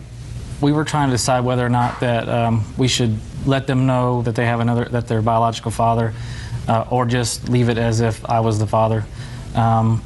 She was persistent on the fact that they needed to know that that was their father at first, and I really didn't have that feeling in my heart because I wanted to personally take care of myself. When did you notify Sergeant Juan that he was the father of triplets? When they were born, Red Cross sent a message stating that if they wouldn't let me say that his kids were born because we weren't married, they told him that a friend of his had triplets. And you received that message? I did not, ma'am. You did not? I did not receive that. When did you first communicate with him? In June of 2000. Well, I went to child support in June of 2000. When the children were born, did you put his name on the birth certificate as the father? No, ma'am, they would not let me. Had you and your husband at that point decided that it was best if he adopt the children? We had discussed it. And I assume that he was parenting these little girls. Yes, and that's ma'am. a full-time job. Yes. Yes, ma'am. Right? Do you work? Yes, ma'am. What kind of work do you do? I'm in the service as well. I'm in the Army. When you went to child support, what was the purpose of your going to child support? To get help, because it's very expensive. At that point, were you anxious for your husband to adopt the children? We would like it. We were wanting it, yes. I assume. You figure, well, if you push him to pay, he'd be more than anxious to give up his parental rights since he hadn't seen the children anyway. Yes, ma'am. That's the back scenario. Well, what happened the first time you raised the issue of adoption? He said he would not do it. And when was that? I do not recall exactly when it was. Is that before or after? It was after child support had started. Ma'am, they actually had asked me prior to the child support starting. They wanted me to sign the papers so he could adopt them. I refused to because, number one, I didn't know for a fact that they were mine. I wasn't going to do it without blood tests. So that they asked you to sign the papers relinquishing your parental rights before child support? Correct. That sounds more likely. And then child support was ordered, you went and you took a blood test, and as it turns out, you are the biological father of these 3 little girls. Correct. Did you start to visit them? I did. On numerous occasions, I attempted to go over there. She had actually called me a few times to come over and spend some time with the girls. Unfortunately, most of the time it was late night. I didn't have a lot of time during the day or on weekends to see them unless it was later in the evening. Why? Because most of the time during the day I was working until about 1700, 5 o'clock in the afternoon. Do you have other children, sir? I did have one other child at the time, yes. What do you mean you did? I gave her up for adoption as well. You just keep pollinating around? Sergeant Juan, you've got to keep it zipped, sir. Judge Judy continues in a moment. You know, you're a grown-up, or at least you're old enough to be a grown-up. You're not responsible enough to be a grown-up, Sergeant, because grown-ups don't make irresponsible decisions all the time. And apparently you did. And later today. How long had you been in prison? 3 years, 7 months, 14 days. And how old was your son when he was murdered? 23. Real cases, real people. Judge Judy. Jeffrey Wan says the mother of his triplets, Amy Denton, and her husband, Daniel, owe for the return of child support. Jeffrey claims the couple accepted money after Daniel adopted the children. So far, you got 4 babies, and it's easy to sign a piece of paper. It's much easier to, use protection. Much easier. Causes a lot less pain to a lot more people, get hurt. You have family? Yes, ma'am. You have mother? Yes, ma'am. You have a father? I do. You have siblings? Yes. You know, I mean, right now you have a mother and a father who have 4 grandchildren that they will never see. You know, that creates a heartache, even if you put it in the back of your mind someplace. Right? Yes, it does. You gotta grow up. Who is this? That's my wife, ma'am. You have children together? Not yet, ma'am. Okay. Well, after child support was ordered and you tried to see the girls and there was problems late night and whatever, when did you decide that you were going to consent to the adoption? It was April of last year. They had asked me to allow them to change the names to Denton or add the name Denton onto their last names because they had another daughter as well who had the last name Denton. The girls wanted to have the same last name with their little sister. At first I said I wasn't going to allow it, and then I said the only way that it was going to happen was if he would adopt them. I don't want to have to put up with not being able to see my daughters on numerous occasions. You didn't want to have 3 children have somebody else's last name and you paying support, right? Correct. Okay. And had your other child already been adopted? Yes, ma'am. So you knew how it worked? Yes, ma'am. When was the adoption finalized? It was finalized in August of 2003. For how many months did you receive support that came right out of his check? I received it August, September, October, November, and December. All right, Ms. Denton, tell me why you don't think you should give him the money back. I don't feel we should owe him anything. He didn't pay us anything for 2.5 years. We asked him to please come see the children. We gave him chances. He would not do it because he did not want to do it in our home. He wanted to take them out of our home, which was fine. We felt after they got to know him and he got to know them, then they could go with him. Why are you laughing, sir? I'm just finding some of this to be amusing, ma'am. Why?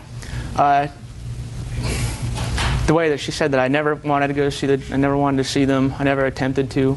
It's completely wrong.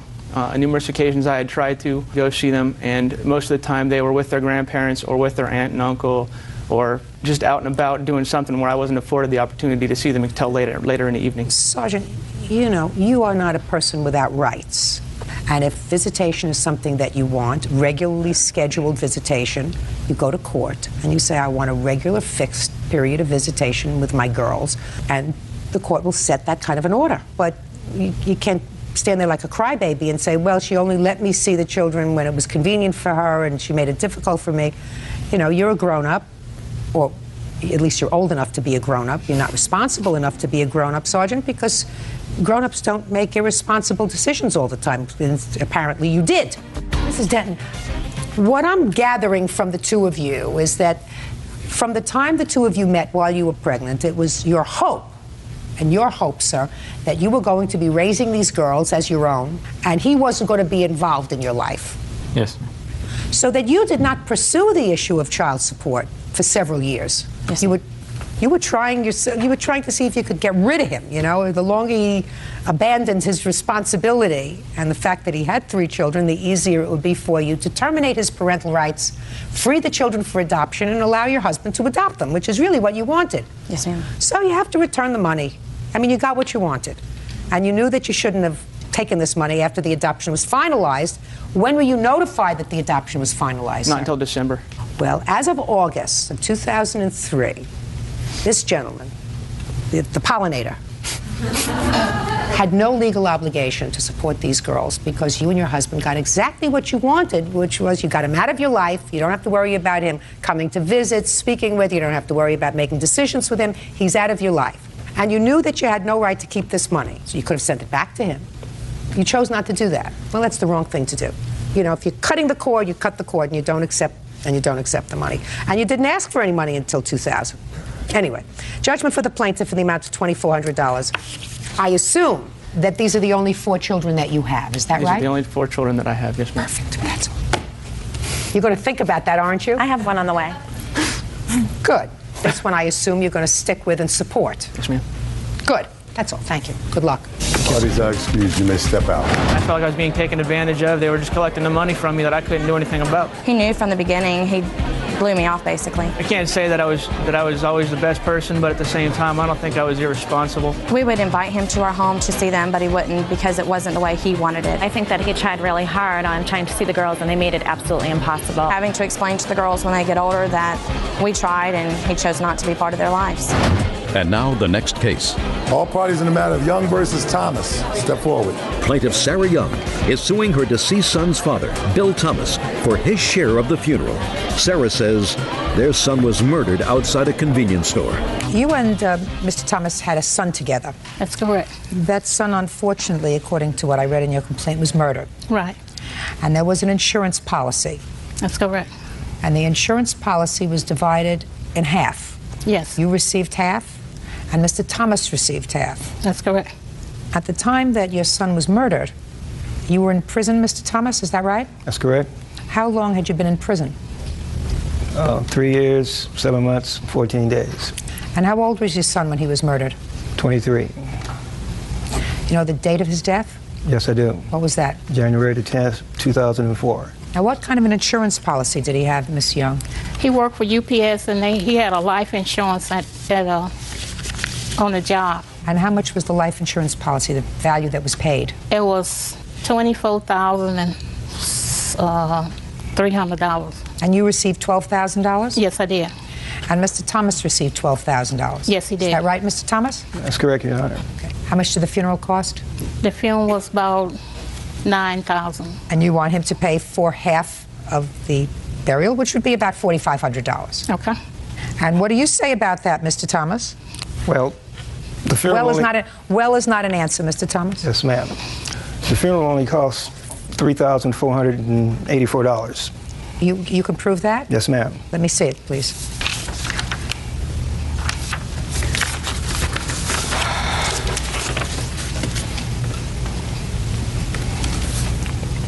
Is that your defense, sir, that it wasn't as expensive? No, or is your defense that you don't want to pay at all? No, my defense is, not that I didn't want to pay at all. My defense is that I was never asked to pay anything to this day. The only time that I figured that I owed something is when I was served papers for $5,000. And I was away from my home at the time, and when I came home, and my wife said, your daughter came by and served some papers on you for her mother. You testified that you paid directly out of your money for the funeral, is that right? Yes. Can I see the checks to the funeral parlor and the undertaker? Hello.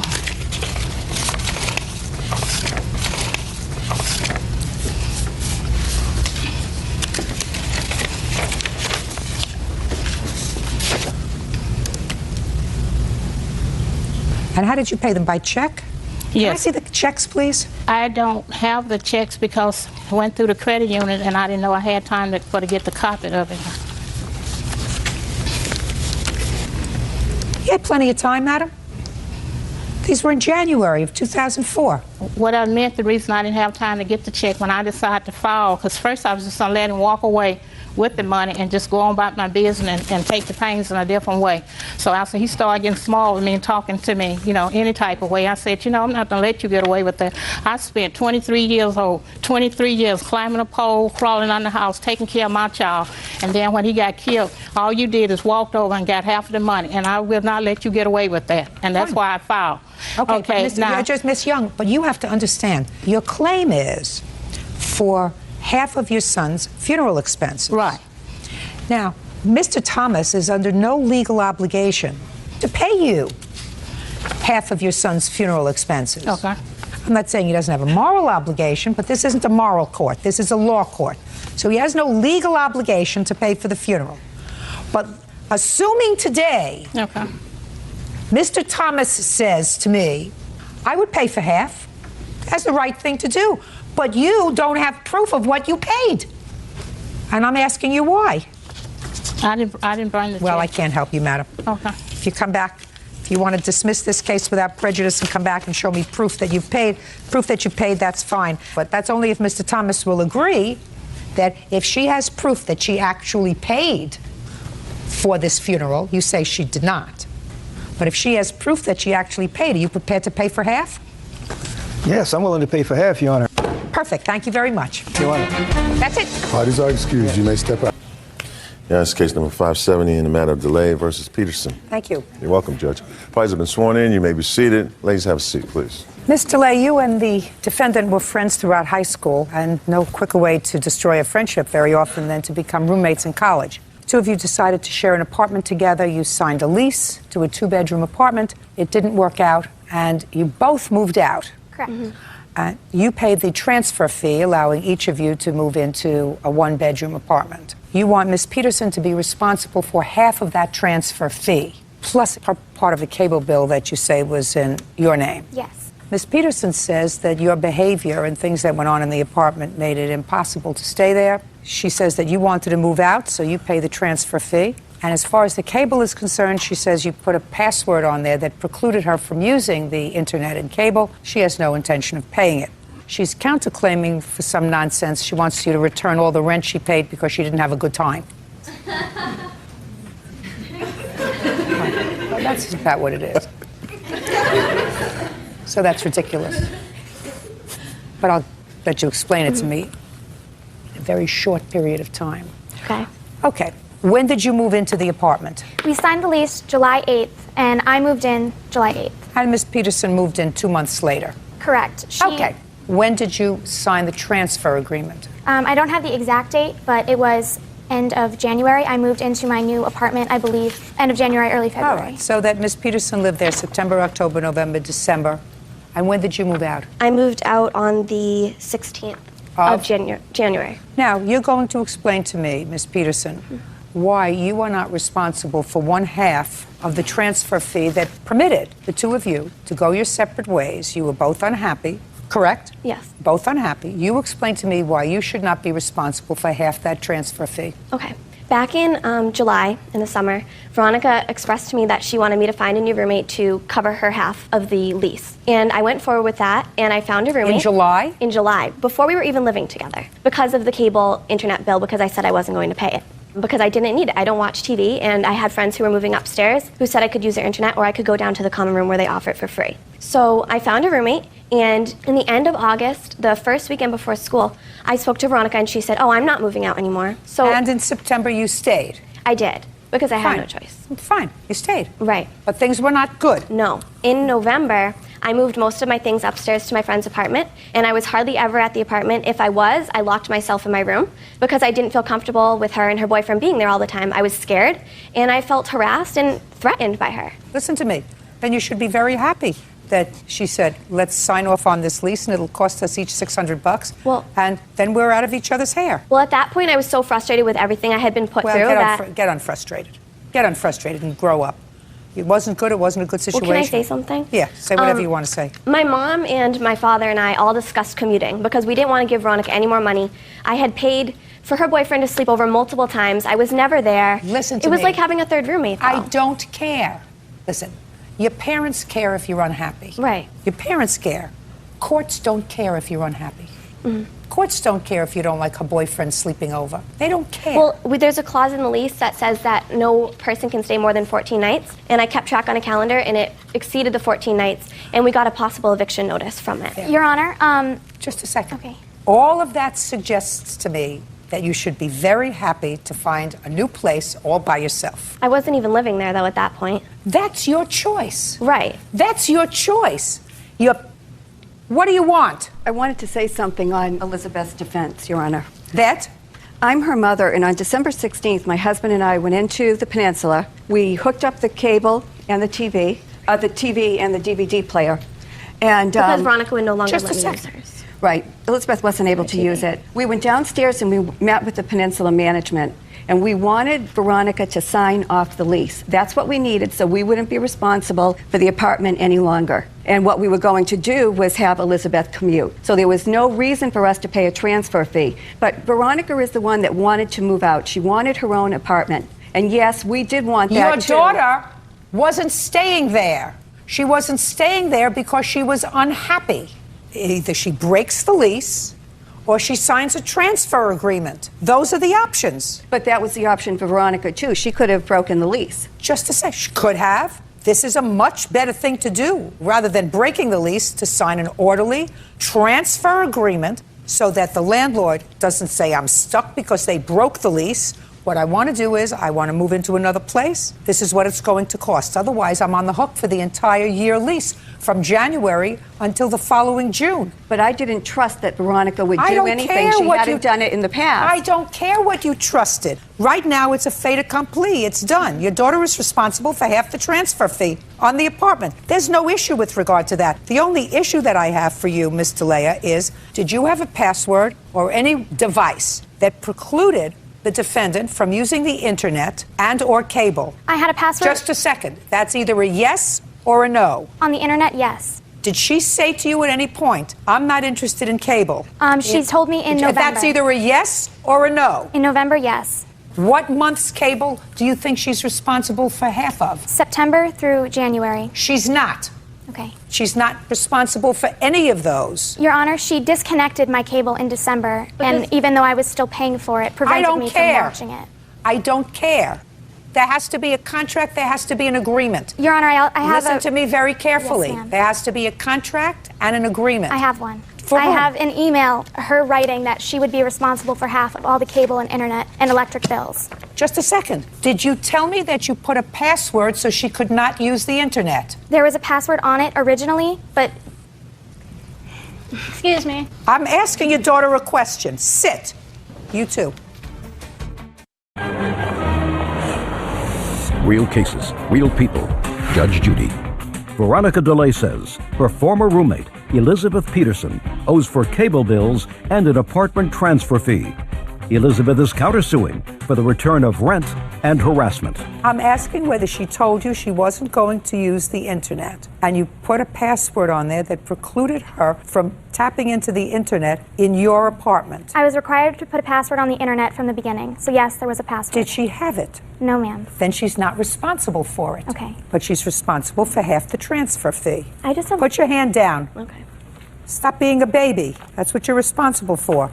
Just tell me what half the transfer fee is. Half the transfer is $625. Fine. You owe her $625 for that. Now, you want to give me your counterclaim in 30 seconds or less? I have a breakdown of the I'm not counterclaim. interested in your breakdown. Yeah, you have 30 seconds or less to tell me about your counterclaim, which is nonsense. Well, my countersuit was because Veronica was using drugs in the apartment, and I'm on a full scholarship at my school, and that really, I could have lost my scholarship if she got caught at the apartment because we both signed the lease. But you didn't. No, we didn't. But one of the security guards approached me saying that he smelled. You can't tell me anything that a security guard told you. I have a report from him. You can't tell me anything that anybody else said to you or wrote out in a statement that is hearsay. Do you have a police report? I talked to the lieutenant of the police station because the security guard had him come down. That's hearsay. Well, I called and they didn't have a report. I was very surprised. Listen, you happy now with your new roommates? Yes, but I'm unhappy that my scholarship was in jeopardy. Well, and it was like having a third roommate there at the apartment. My dear, did you lose your scholarship? No. Good. You owe her $625 transfer fee and your counterclaim's dismissed. That's all. Parties are excused. You may step out. She demanded that I had to ask her permission for every visitor. But I asked just in case I had a test the next day because the walls are paper thin, you can hear everything through them. We had to divide the cabinets in the kitchen. I asked for one cabinet to put all my snacks in because I eat all organic. I don't know. She just went crazy, pretty much. She just doesn't care, so I'm going to live with people who aren't as selfish. And now the next case. All parties in the matter of Polk versus Eskine. Step forward, please. Victor Polk is suing the mother of his son's friend, Renata Eskine, for the cost to fix his car. Victor says Renata's son, 17-year-old Kerry Thomas, damaged the vehicle when he tried to jump over it. Who jumped over the car? Raise your hand. I did. Stand over there. Mr. Polk, it is your claim that the defendant damaged your car. Yes, ma'am. He was playing a game with your son. I assume your son is sitting over there? Yes, ma'am. That's Valentina. And the game was to jump over your car. Yeah. Mrs. Eskine's son jumped over your car, landed on your car, dented your car. You want him to pay for your car. Yes, ma'am. Now, Mrs. Eskine has some ridiculous defense. She says that your son goaded her son into jumping over the car. That's correct. That's wrong. Nobody goads somebody into doing something that's wrong and doesn't take responsibility. He took responsibility. Then he has to take responsibility for paying for the damage that he caused to the car. Reasonable? Reasonable. Great. So the only question is how much, right? No, ma'am. Why? Because he didn't jump it alone, and he wasn't involved in it alone. They did it together. Both parents are both. Just a second, Miss Eskine, are you telling me that this young man jumped on and damaged the car? Yes. Okay, you. Talk to me. Tell him. You talk to me. Well, we were outside one October night. Me, Listen, him. And so. I don't care if it was an October night, whether it was starry or not. All I want to know is you, an idiot over here, were playing a game of jumping over a car. Which idiot fell on the car? I slid into the car. Not him. No, ma'am. Then your mother is wrong. Put your hand down. Miss Eskind, I'm telling you what the law is. That's why you're here. Not what you feel in your gut as a mother. What the law is. He was lucky. He didn't cause damage to the car. He wasn't lucky. He did cause damage to the car. The mother caused damage also. No, my dear. Not according to your son. You don't have your listening ears on. Not according to your son. According to your son, the only one that went into the car, slid into the car, was him. That's what he told me. So your thinking process, while understandable that the boys are playing and they should both be responsible, is not what the law is. The law does not prescribe that he has to pay for damage that he did, because he can say, no, I'm not doing it. You want to do it to your father's car? That's fine. No, I'm not doing it. And if he didn't do it, then there wouldn't be damage to the car. Is that right, Mr. Eskind? Yes, ma'am. Okay. The only question I have for you... Yes, I'm not finished, Your Honor. You're finished. The only question I have for you, sir, is, I looked very carefully at your complaint. You said that initially it wasn't such a big deal, but then you realized that you had just had the car at a custom paint job. Yes, ma'am. Because it's a designer car. What kind of car is it? Vintage 1991 Ford Mustang 5.0 convertible. Okay. This incident happened on what date? We don't have a date. What date? October the 10th. I want to see the bill for painting the car prior to October 10th. My initial paint job? My painter? Don't give me a big story. I don't have Mr. Polk. I don't have the receipt. That's my problem. The painter that painted my car, his name's Carlos. He's in America on a work visa from Mexico. I went back to Carlos to see if he could get me a receipt. Our business was cash-based, so therefore he did not... Show me a withdrawal from your bank for $2,300. I don't have a withdrawal I don't receipt. believe you, sir. And I don't believe that you spent $2,300 to paint your car. That's my problem. Got what I mean? I want to see a picture of the damage to the car. Sure. These are before and after pictures.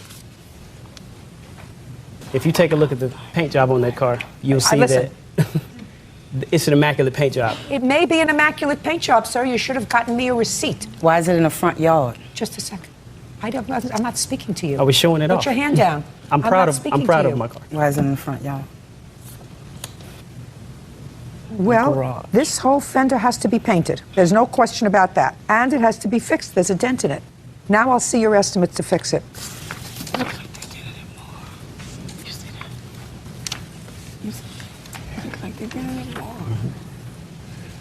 Oh, so this time you took it to a Chevrolet place? Yes. The first time you took it to an all-cash guy? Carlos is no longer in Nashville, in my hometown. Yeah, you're going to have to get it done for less. What do you want? Your Honor, he's been working on this car for 5 years. He redid the inside of it. I've got more than $10,000. Let me ask you this question, sir. Did you discuss with your child the game he was playing over your car? Oh, yes, I did. I want you to tell me about the discussion that you were having with the idiot about jumping over the car. I told him that it was a ridiculous thing to do. And what did he say to you? He said he wasn't thinking. And that's the only explanation. Would you like to get up and tell her? Yes, ma'am. Can I get up there and talk to you quick? Oh, be my pleasure. Well, I didn't jump over the car at all. Like, I'm sorry. But the whole thing started, like, when we were playing basketball. If you say anything, a sentence with the word like in it, you can sit down. Okay. This is what happened. We started playing basketball, and I bet him. I was like, I bet you I can jump over my dad's car. Sit down. I don't want to hear anymore. You're an idiot. Man, can I finish real quick? Sit down. Just sit down. Mrs. Eskind has to pay for your car, sir, but she's not going to pay any more for the car than I think it's worth, because I don't think that you have to have the whole car repainted. You do not understand how much time and effort and money I've sunk into this car. Your son should have been more careful with it. I cannot. Listen to me. Your son should have been more careful with it. I understand that. Good. Shouldn't have been playing basketball around it. You think it would have gotten dented if a basketball hit it? That's why I don't let them play basketball near my car. It was right in the yard by the street. Did I ask you anything? You're responsible because he's responsible. He's bigger than you are. I never said I wasn't. Good. Okay, now what's the piece of paper you want to show me? This is the very first estimate he brought to me. That I'll see. On the night of the that election. of the president election. I told him I did not mind working with him on half of those damages. So is what you're telling me that the first estimate is just Price's Collision Center was $614.42? Correct. This is what he gave you first? Yes. Can you explain the disparity to me, sir, between $614.42 and the $2,300 you want now? That is just for replacement of the fender. It is not for matching of the paint or anything like that. That's not true. It says she told paint. me on our That's initial. not true. But that's not. Hey, that's not true. It says paint, labor, 3.4 hours at $38 an hour, $129. Body labor, 3 hours, $114. Parts, $219. It has everything here. It all adds up to $614.42. The car could not be painted on just the fender. I don't know that, sir, at all. That's I your never first received estimate. that. Judgment for the plaintiff in the amount of $614.42. That's all. Parties on the calendar in the matter of Schwartfeger versus Day. Parties have been sworn in, Judge. You may be seated. Ladies, have seats, please. Schwartfeger? That's correct. How old are you, sir? 22. Bert, I want you to pay careful attention. We're going to go over this scorecard so that you know who the players are in this case. Gotcha. Because I have a feeling it's going to be interesting. Who is this young lady? That is my girlfriend, Sarah Buckley. What does she have to do with this case? She is a witness to the harassment, the vandalism to my vehicle, and she's also known the defendant and his daughters for about 5 to 6 years. How long have you been his girlfriend? Since November. So a short-term girlfriend? Yes. Mr. Day, these are your 2 daughters. That's correct. Your name is? Samantha. How old are you, Samantha? 17. And your name? Kathleen. How old are you, Kathleen? 22. Kathleen, why don't you stand up next to your dad for a minute? Because we're going to get this whole scenario down here. Kathleen, you used to be his girlfriend, is that right? Yes. For how long were you his girlfriend? Almost 4 years. You have children with him? 2. How old are your 2 children? One just turned 3 and one's about 18 months. Did you live together for a period of time? Yeah. For how long? About 3 of those 4 years.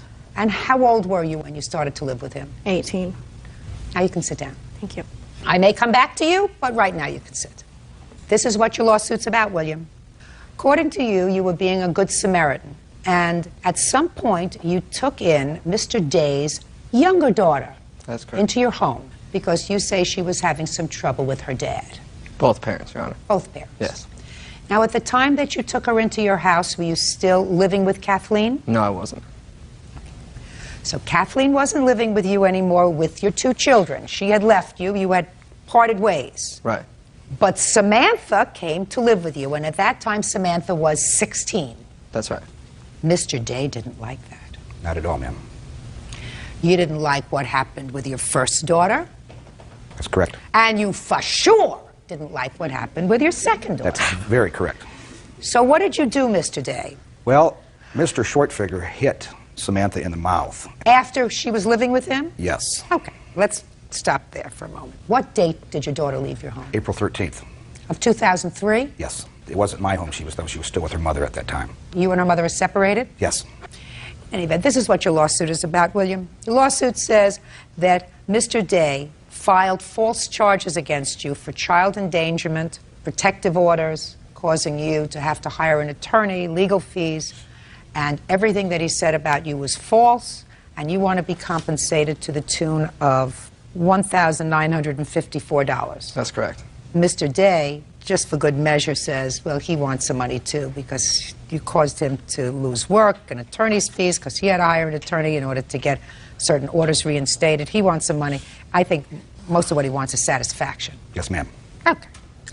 So, William, tell me about when Kathleen left your house with your 2 children. We were living together until December of 2002, I believe. And how old were your children at that point? The one was 3 months, and the other one was a little over 2 years old. Or, I'm sorry, she had not turned 2 yet. And why did she leave? We were having problems in our relationship. We've had an on-off relationship for the last 4.5 to 5 years, so... It was during the odd periods that you had these children? Yeah. Was it an amicable breakup? Pretty much. And you continue to see the children? Yes, on a regular basis. And you continue to support the children? That's right. I pay child support every week. For both children? That's right. Okay. And where did Kathleen go when she left? Actually, she stayed in the apartment that we shared. And you left? That's right. So far, is that correct, Kathleen? No. Well, why don't you come up here and tell me what happened? Because this is all very important as far as Mr. Day's state of mind when he filed his complaints. When did you and William separate? December of 2002. Under what circumstances? He was sleeping with my sister. And how did you find that out, Kathleen? I found notes. Did you keep the notes? My mom has them right now. You get along with your mother? Yeah. Should have brought the notes to court. I know, she won't give them to me. She said it's an embarrassment to our children. What did the notes say? First of all, who wrote the notes? He did. Remember what they said? It said Samantha down the side. It said sexy, amazing, mind-blowing, awesome, naughty, terrific, hot, and a dream come true. Did you confront William with the note? Yes. What did he say? He said they wrote it as a joke, together. And when was that? About 2 weeks before Christmas, December 2002. You remember that conversation, William? Yes, I do. So you told Kathleen, the mother of your 2 children, that the note that you wrote that talked about sexy, naughty, etc., with regard to her sister, her 16-year-old sister, were just joking around. Well, I write a lot of poetry. And Joking around. Yeah. That's what you told her. Yeah, I said we wrote it together. Yes. Oh. Shh, please. You left. I left for the day, but I stayed in the apartment. I asked him to leave. And did he leave? He left after a few days. And that was in December? That's correct. When did Samantha come to live with you, sir? In April of 2003. And where were you living at the time? I just got an apartment, and I had an extra bedroom, so I figured, you know. How did Samantha know that you had an extra bedroom? Well, we stayed in contact. Kathleen and I weren't talking at the time, so I used Samantha as a mediator to, you know, see my children and to make sure that they were doing okay. You said you saw your children regularly, so what do you mean you needed a mediator? Well, at first, the visitation wasn't every weekend like it is now. Like I said, Kathleen and I weren't on speaking terms at that time. You weren't on speaking terms because she believed that you were having intimate relations with her 16-year-old sister. That a fair statement? Yeah.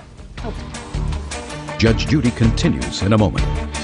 You made 2 babies with one of his children, and then his daughter finds out that you're messing around with her 16-year-old sister. The 2 sisters, you know, like you live in Utah.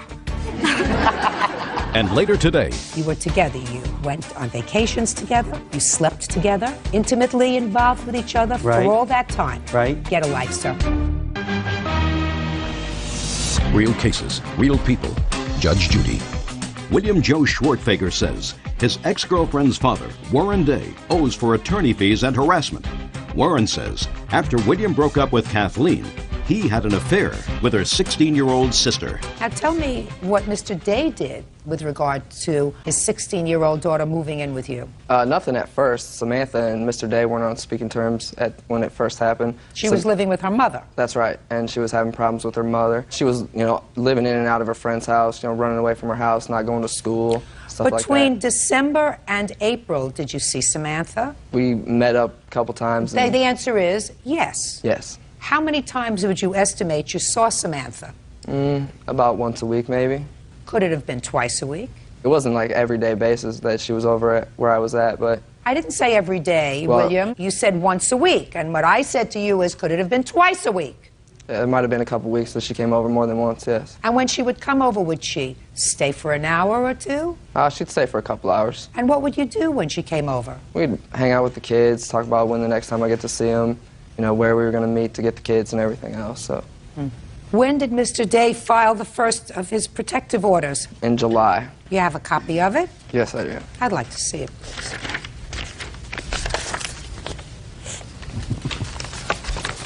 This paper is also the ruling after the case. Just a second.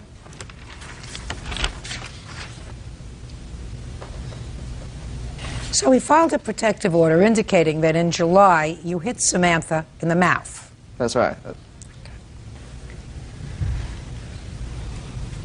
July 2003, Samantha. Were you living with William at the time? Yes. Did he hit you in the mouth? Yes.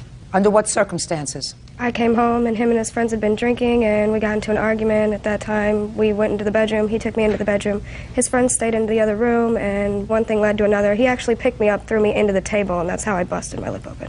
So he didn't hit you in the mouth, he picked you up and threw you into a table, which caused you to hurt your lip. And what did you do in July when he did that to you? Well, we kept fighting. He actually left. I called my friends to come get me because he took my keys and threw them in the dumpster. And he came back and he was being very rude to my friends, and then I left. And then 2 days later, I think, is when they actually filed the protection order. Where were you living at the time? I was living with Joe, but I was staying with my friend Stephanie after we got in an argument. So you were living with him? Yes. What kind of an apartment did he have? It was a 2-bedroom apartment. Who else lived there? Just me and him. Did you have your own bedroom? No. Did you share the bedroom with him? Yes. For how long? Ever since we moved in. We actually got the apartment together. He didn't have it when we're together. You went to court in August of 2003. Do you remember going to court in August of 2003? Yes. Did the judge ask you any questions? Yes. Why did you lie to the judge? Because I thought that I was in love and I was scared. He told me what to say and I said what he said to say. Had you gone back to him at the time? We were on a restraining order, so we couldn't see each other, but yeah, we were still together. Were you speaking to him? Not during the protection order. Did you tell your father that you were going to not tell the truth when the judge asked you questions? Yes. What did he say? Not much. He told me I better tell the truth. Is that right, sir? That is correct, ma'am. When your 16-year-old daughter got to court, you didn't tell the truth. Is that right? That's correct. And this, William, is what you're really suing over, this case that was dismissed. Yeah, that's part of the lawsuit, yes. Tell me what the other part is. In February, he filed another protective order against me. Samantha had moved out in late October, and I didn't understand why he was... So she came back to you after this original protective order, and she moved out again in late October? That's right. She moved back into my house probably about a month after the case, and then she quit her job, stopped going to school, and those were, you know, I told her if she was going to live with me, she had to keep her job, go to school. And then later on, my car got vandalized. Who do you think vandalized your car, sir? Samantha. We do have audio tapes that were gone over by the county attorney. Don't tell me what audio tapes were gone over by anybody else, sir. That's hearsay. Okay. Do you have any witness to Samantha vandalizing your car? Samantha's older sister, Kathleen, she was the one that actually told me that it was Samantha that vandalized my car. No. What did you say to him? I said it wasn't my brother and it wasn't my sister. Well, I don't know. There's a lot of people that hate you, so. Yeah. I can think of 3 right there. Maybe 4. William, I'm going to tell you a word that you probably don't know. Interestingly enough, Officer Byrd knows this word, because when I say the word, he's going to understand, as will a lot of other people, because I'm going to explain the word to you. The word, William, is chutzpah. Do you know what chutzpah means, Byrd? Sure. Chutzpah means nerve. You got a lot of nerve to put on a suit and tie, bring your girlfriend into a court to sue this man after you made 2 babies with one of his children irresponsibly. Now, you're only partially responsible for that, but you're half responsible for that. And then his daughter finds out that you're messing around with her 16-year-old sister. And she leaves you. Or you leave. She tells you to leave. And then you invite her 16-year-old sister to move into your house, the 2 sisters. You know, like you live in Utah. And then you have the chutzpah to sue him as a parent for getting angry with you because his daughter tells him, not only am I sleeping with him, but he picked me up, he got angry when he was drinking, threw me against the table, and split my lip. Judge Judy continues in a moment. Real cases, real people. Judge Judy. William Joe Schwartfager says his ex-girlfriend's father, Warren Day, owes for attorney fees and harassment. Warren says after William broke up with Kathleen, he had an affair with her 16-year-old sister. You have a daughter, sir? Yes, I got 3 daughters. All right. You have 2 daughters? 3. 3? Yes. Who's the 3rd? My oldest daughter, she's 7, but she's not by the day. And how old are you, 22? That's right. You better get a lock for it. That's already been fixed, Your Honor.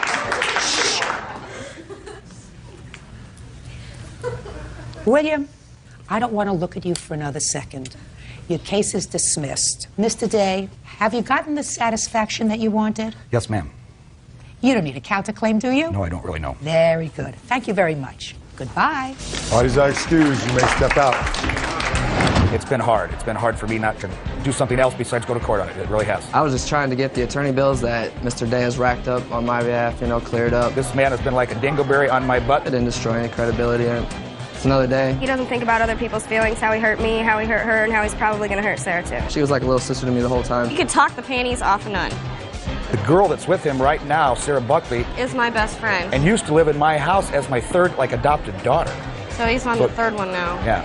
We're actually a lot closer than we were, and we just really hate him now. Everybody makes mistakes. Yeah, this is her freebie if she does it again. then it's not. And now the next case. All parties in the matter of Nunez versus Channing. Step forward. Cell phone salesman Ruben Nunez is suing his ex-girlfriend, 25-year-old medical technician Tamara Channing, for crashing his SUV. How old are you, Mr. Nunez? 32. What do you do for a living, sir? I'm in sales. How long have you been working in sales? 10 years, but I've been with my current company for 7. Do you have family? Yes, I do. What kind of family do you have? I am a single parent of a little boy and a little girl. They live with you? Yes, they do. Okay, so you're busy. I'm currently busy. Yes, I'm always so busy. So you have a full-time job? Yes. And you take care of 2 kids? Yes. The reason I'm asking you these questions, sir, is I'm wondering why you're here. Because your complaint says that 2 years ago you were dating the defendant. She asked if she could borrow your car. She borrowed your car 2 years ago and had an accident. So my question is to myself, do you have nothing else to do in your life? In the 2 years that passed between the crashing of your truck that she had borrowed and now, why didn't you pursue your claim? Well, Your Honor, she was unemployed, for one. She was going to school, and she just graduated currently in November of 2003. Yeah? And she barely got a full-time in February of this year. Okay. Now, Miss Channing, you borrowed his truck. You had been driving it for a while. You crashed. You had an accident. The accident was your fault. There was some damage to the other car. The other car driver was paid with money that he initially wrote out, but you paid him back, that money. That she paid you back, right? Yes. This money you said she didn't pay you back. That was to fix the truck. Now, this was in December of 2002 that you crashed the car. You weren't living together, were you? No, we weren't. But you were dating. Right. Now, after December of 2002, did you continue to date?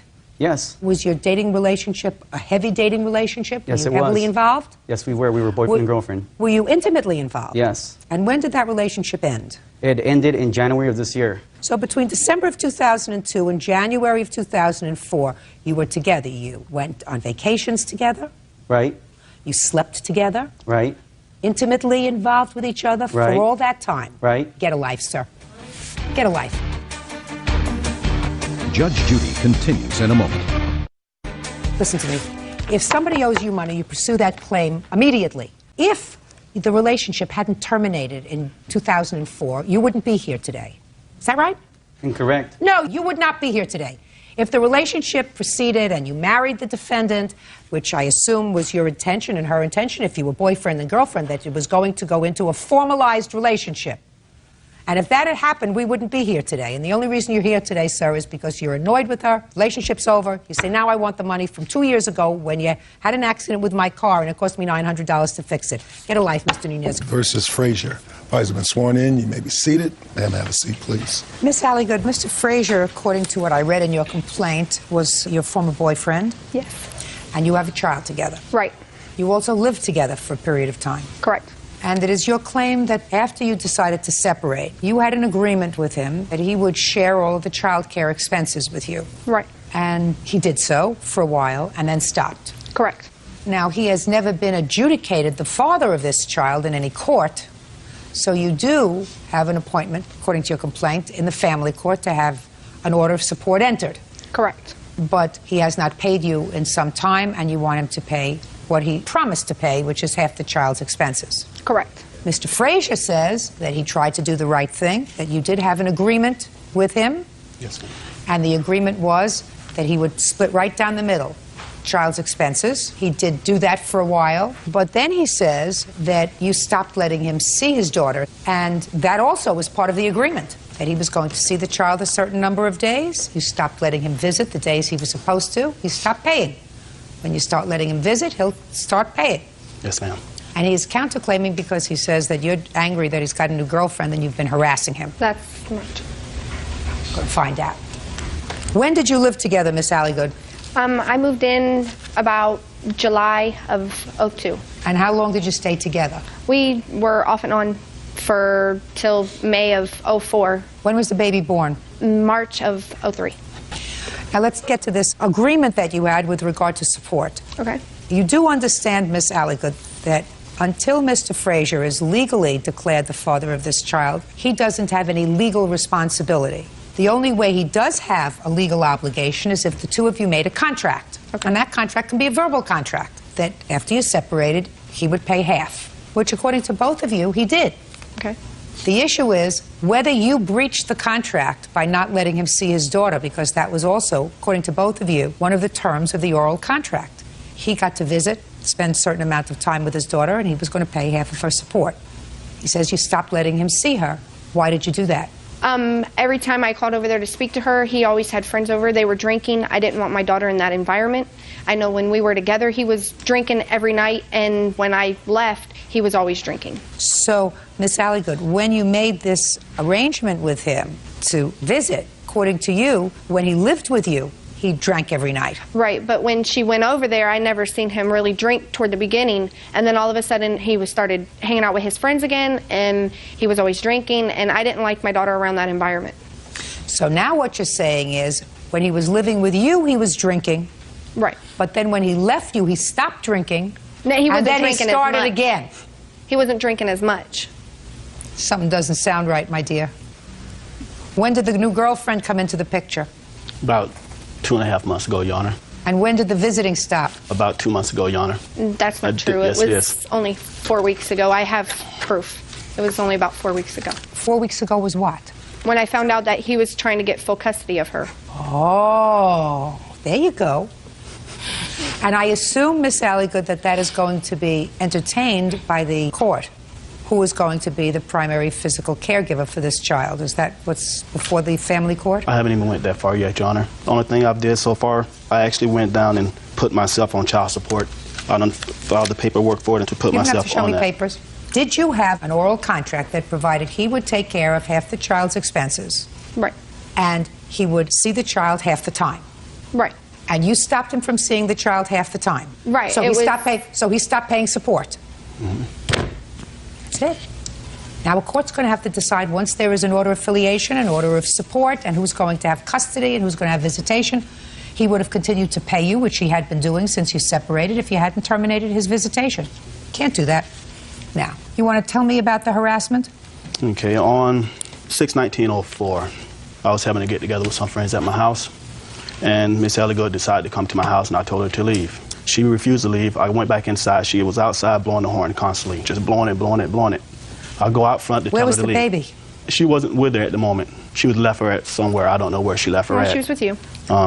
So she kept blowing the horn. I come out there and, would you please leave? That's when she proceeded to ask me who's in the house. I said, it's not your business who's in my house. You don't live here anymore. So then that's when she proceeded to say, oh, is that somebody you're doing? She didn't say it that way. I said, yeah, Nicole, it is. And by then, that's when she opened her door and shoved it against me and hit me in my knee real bad. Then sheriff was sitting in the park across from where we were. Right when she did that, the sheriff comes up, asked what was going on, and I told her. She asked me, did I want to put a trespassing warrant against Nicole? I said, yes, I do. So she wrote her a trespassing warrant. Told her not to come back. Yes, ma'am. And as she had Nicole sign that, Nicole balled it up and threw it on the ground and left. Why did you go over there on the 19th? I went to go pick up my child. I don't believe that. Because if that's the case, then the police would not have indicated that you were not to return to the property. If you've been over there and said, he has my child, he is not legally the father of this child, there's something going on in that house, the sheriff would not have issued you this trespass warrant. I did say that. And the lady told him to go in there and get the baby, get all her stuff, and put her in her car. And Jeff, you can't say that she was over there because she was, and then you scratched me, and then... That's why I drank, Your Honor. Judge Judy continues in a moment. You don't take care of your children, Mr. Frazier, if you're not there to raise them. You have to find some other use for your organ. And later today, I turned around and there's a pit bull just charging towards me from about 150 feet away. It was very aggressive, very dominant posture. Quite frankly, I was terrified. real cases, real people. Judge Judy. Nicole Alligood says the father of her child, Jeff Frazier, owes for child care expenses. Jeff claims Nicole won't let him see his daughter. Why did you go over there? I went over to pick up my listen to me. child. Were you supposed to? Is that what? Yes. Shh. What time was it that you went over there? It was like 8:30, 9 o'clock somewhere. At night? Yes. And why were you going there at 8:30 and 9 o'clock at night to pick up the child? Because it was my night to have her. It was my night, my weekend, and he wasn't returning her. He wanted her to spend time with his friends, and when I called him to ask him if I can come pick her up, he said, that's fine, whatever, and hung up the phone on me. So I went over there to pick up my child. I pulled up, I beeped the horn for him to bring her out, and he said he's not bringing her out because she's sleeping. Well, why didn't you tell me that over the phone is what I said. Okay. And he said, I never told you to come over here. And I was like, that's not what you just told me on the phone. I'm here to pick up my child, now go in and get her. Just a sec. Are you telling me that that was your night to have the child? Or is this something that you decided that you wanted to do because you felt as if he was having a party in his house? No, it was my night. When we normally switch her, it's in the evening, 7:30, 8 o'clock, 9 o'clock at night, sometimes in the morning on weekends. What day of the week was this? A Friday. Was it supposed to be her weekend? No, ma'am. She kept calling my house, Your Honor, aggravating me because she knew I had a get-together going on. Where was the baby? She was sleeping at the time. So then you didn't tell me the truth before, sir. Yeah, I forgot that was truth, that I did have her at my house. I forgot about that, and that's why she came over after I hung up on her, and I told her that she was sleeping. She showed up anyway. She is correct on that, Your Honor. All right, so incident number 1, that's in her favor. She was supposed to come over. You expected her to come over. What's next? Okay. The following day, after she got the trespassing warrant, I was at the fish store and I was trying to leave. I come outside and she's backed in right behind me, so I can't get out. I'm like, Nicole, please leave. I'm not going to argue with you. Well, why don't you want to talk to me? I don't want to argue, Nicole. So I try backing out. She pulls the truck up forward. So I backed out up on the curb and shot around her truck. As I was going out, she was coming down the main drag and just ran me right up on the curb. I got off the curb, got on the main highway. She was going behind me, coming in front of me, slamming on the brakes so I can hit her. I have a little MR2. She have a Ford Expedition 4x4. Swerving in my lane with my daughter in the car, in the back seat. What happened, madam? That's not true, Your Honor. I remember the next day I was with a friend of mine the whole day, and a friend of mine took pictures of my neck where he had scratched me from the night before. I'm past the night before. I'm at the fish store. I never went to the fish store. Do you have a police report? He did not write a report because she was not there at the time. What's she was not next? there. That's it. Okay. Listen, you can't bother him. It's not good for you. It's not good for your daughter. Got to put a period. Got to make peace with him and move on. I'm not making a judgment as to whether or not you followed him on the 20th of June, the day after this incident. You probably did. But I'm certainly not going to make a big deal about it because I don't think it is a big deal. I think what you have to do is you have to stop. He's got a new girlfriend. He's got a new life. He's got, according to you, a whole bunch of other children that he had before he met you, right? Right. How many? There's 4 that's older than mine and 1 that's younger. So that you knew he had a track record? I only knew 2. 2 is enough. You still knew he had a track record. When did you find out there were 5? I found out about the twins right before I got pregnant, and I found out about the one right after we broke up, that he cheated on me and had the next. Just a second. So you knew about 4 before you got pregnant? Right, yeah. You knew about 4. So you knew that this was not somebody who you could count on, because you could be sure that the other women who had these other children, and there were not just one woman, right? Right. Right. That they all thought that they were the one and only 2, just like she does.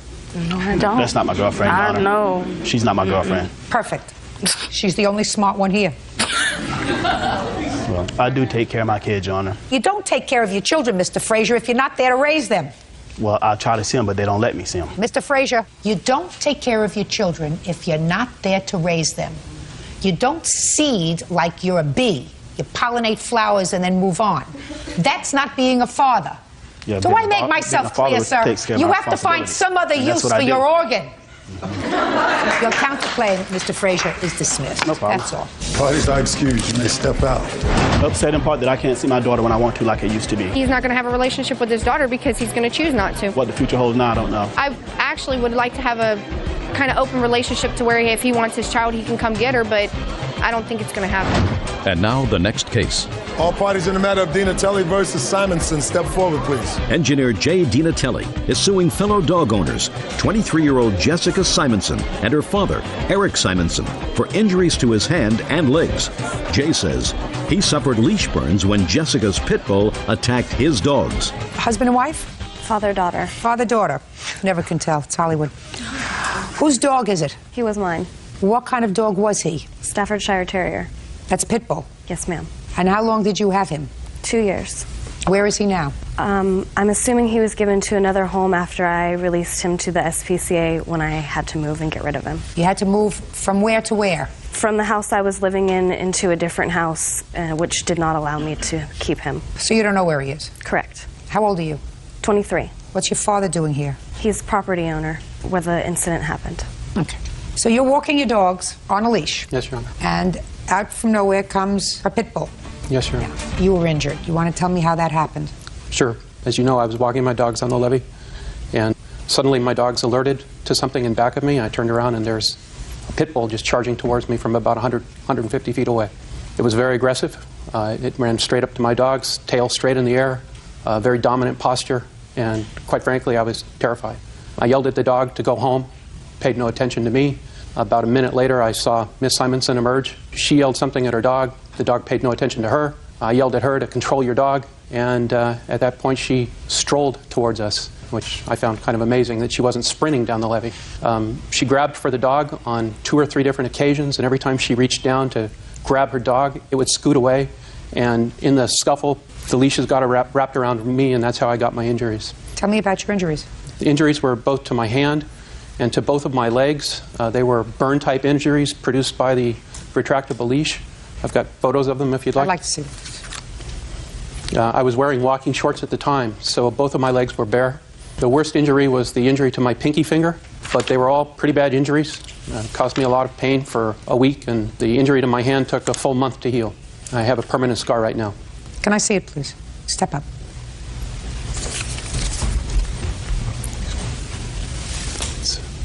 I see it right here. Yes. Okay, thank you. Frightening, scary, but you don't do hand commercials, right? I'm a professor, so I lecture for a living, but no, I don't do hand commercials. Okay. You're right.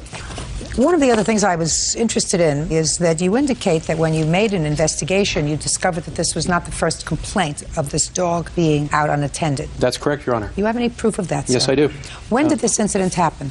January 3rd of 2003, and those complaint reports show that there were 4 formal complaints filed against this dog and this owner within the previous 18 months. Did you know that there had been prior violations filed, that the dog was out? No, ma'am, I was not aware But you of that. did? I was not aware of 4 of them, no. How many were you aware of? 2.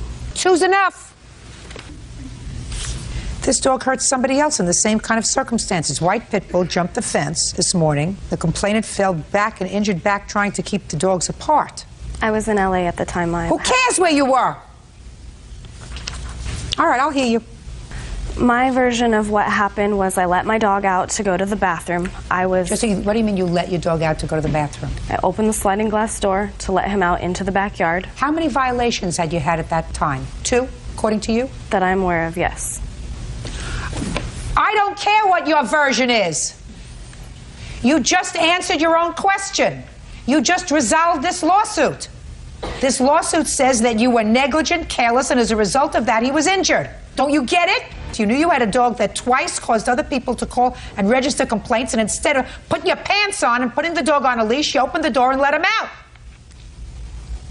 I was out there with him. Who cares? Do you get it, Mr. Simonson? Yes, ma'am, I do. Good, I'm glad you both get it. However, I disagree that the dog is potentially vicious. This dog is I don't care what you believe. The dog caused injury to him. Don't be a fool. The dog was not within the control of his owner. I agree with that, Your Honor. Perfect. I don't know whether or not your injuries are worth $5,000, which is what you're suing for, but their stupidity is worth $5,000. And the lesson to be learned is worth $5,000, that when you have a dog that is capable of causing serious physical injury or death, you don't open the door and let the dog out to go to the bathroom alone. Do I make myself clear? Yes, ma'am. Perfect. Judgment for the plaintiff in the amount of $5,000. That's all. Thank you, Your Honor. Parties are excused. Found in the matter of Connor Hardy versus Manley. Parties have been sworn in. Judge, you may be seated. According to your complaint, Mr. Hardy, there came a time several months ago when your girlfriend discovered that her car had been hit. Nobody left any information as to the perpetrator of that hit and run, but you went on a sleuthing expedition in your neighborhood, and you came up with the defendant's car, and you found that there was damage to her car, same location, same color paint as happened to be on your car. When confronted, the defendant first acknowledged, then denied that someone else, I think you, were driving the car, but that wasn't their responsibility because although their car had been in an accident, you hit a metal garbage can. A metal garbage can, not her car. Later, which is the second part of your complaint, you claimed that while acting very innocently, the defendant ran over you while you were on your bicycle, causing you medical bills, lost wages, pain and suffering, et cetera, et cetera. So you want the damage to your car, you want all the aggravation, medical bills as a result of being hit by the defendant with her car. When was your car hit? December 23rd, I walked out of the house and noticed that my car had been sideswiped on the front swale. You have a picture of the car? Yes, ma'am. How far do you live from each other? I think we have about 5 or 6 homes between us. How long have you lived there? 6 years. And you? 5. Never had any problem with each other before? No. Nasty. What kind of paint was on your car? Your paint and what other paint? And a dark green paint. Another dark green. Okay. What made you think, Mr. Hardy, that it was Miss Manley's car that caused the damage? Well, on Christmas Eve, I took a walk down the street. We live on a dead-end street, so I knew if there was somebody on the street that damaged the car, there was a good possibility the car would be there. I walked down the street and saw the damaged vehicle in her carport. I knocked on her door. Where was it damaged? It is damaged on the front passenger side. You have the pictures.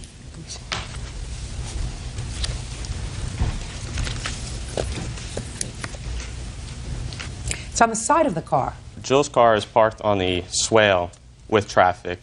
Her car was sideswiped on the driver's side, which means if a car was going down the street, most likely it would be on the passenger side damage. What kind of car do you have? A Lexus. I have my photos as well. Can I see your car? Yeah. I only have damage, a dent, 2 dents in the front side of my car. She has a swipe, and my car hit a metal dumpster at McDonald's. Well, you don't know that. You weren't driving the car. Yes, ma'am, that's true. They told you that that's what happened? Yes, ma'am, that's true. Who was driving the car? My Uncle Patrick. You were with Patrick? Yes. Had you borrowed the car? Yes. When? My mom had given it to us a couple days before Christmas to go to McDonald's because she was cooking. So on the same date that Miss Connor's car was damaged? I'm not positive. Well, that's what it is. A couple of days before Christmas. Christmas comes the same time every year. Thursday night. That's December 25th. It was at nighttime I gave him the car. She said a couple of days before Christmas, which would have been the time that this happened. Whitney, when you came home, did you immediately tell your mother that you had been in an accident? No, I didn't. Did your uncle? No, he didn't. Why not? Because we were afraid that we wouldn't get our Christmas gift since it was right before Christmas. And we didn't want to upset her. So how did you hide the car? Well, at the time, my mom was driving my grandmother's new Dodge Ram truck. So the car was parked in the carport, and she doesn't usually have no reason to go on the side of the house, and she hasn't seen it. So you concealed the fact that you were in this accident. Who owned the dumpster? McDonald's. Did you tell them that you hit their dumpster? No, ma'am. And how did that happen that the car hit the dumpster? Well, as we were driving to the drive-in, we were arguing over the radio station, and he was like slapping my hand away from the radio station so I wouldn't change it. And I grabbed the wheel, and the car kind of swerved and hit the dumpster. Now, let's leave that for a moment. When you approached Miss Manley, what did she say? I knocked at the front door.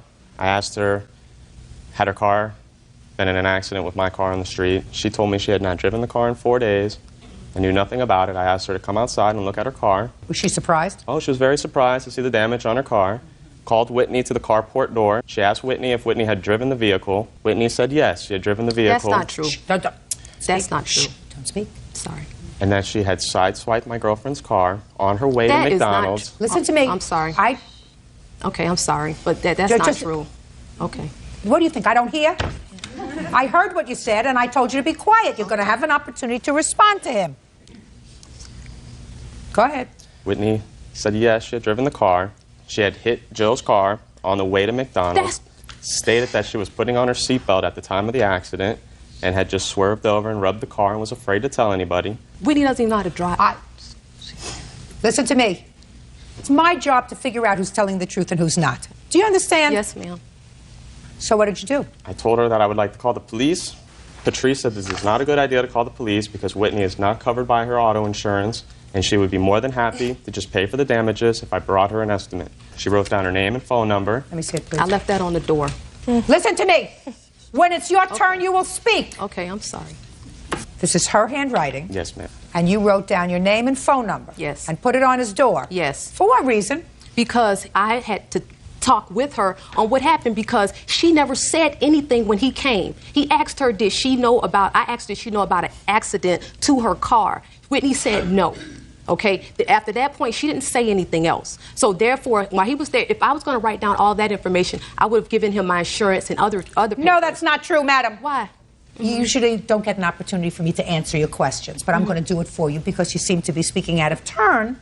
And maybe if I explain to you why you would give him your phone number instead of your insurance information, you will understand. Because what he says is that your daughter said, yes, she drove the car, she had an accident, which sounds right to me, that you said, don't call the police because my insurance isn't going to cover her because she's only 15.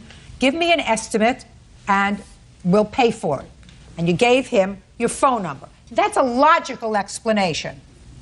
Now, say nothing, because I've answered you. Judge Judy continues in a moment. As I went to the car, he started calling me a black, all these words. He kicked the car door, and he said I messed with the wrong cracker. Real cases, real people. Judge Judy. Greg Hardy and his girlfriend Jill Connor say their neighbor, 15-year-old Whitney Manley, sideswiped their car. The couple also claims Whitney's mother, Patrice Manley, ran over Greg's bicycle. You gave her the estimate, and what happened?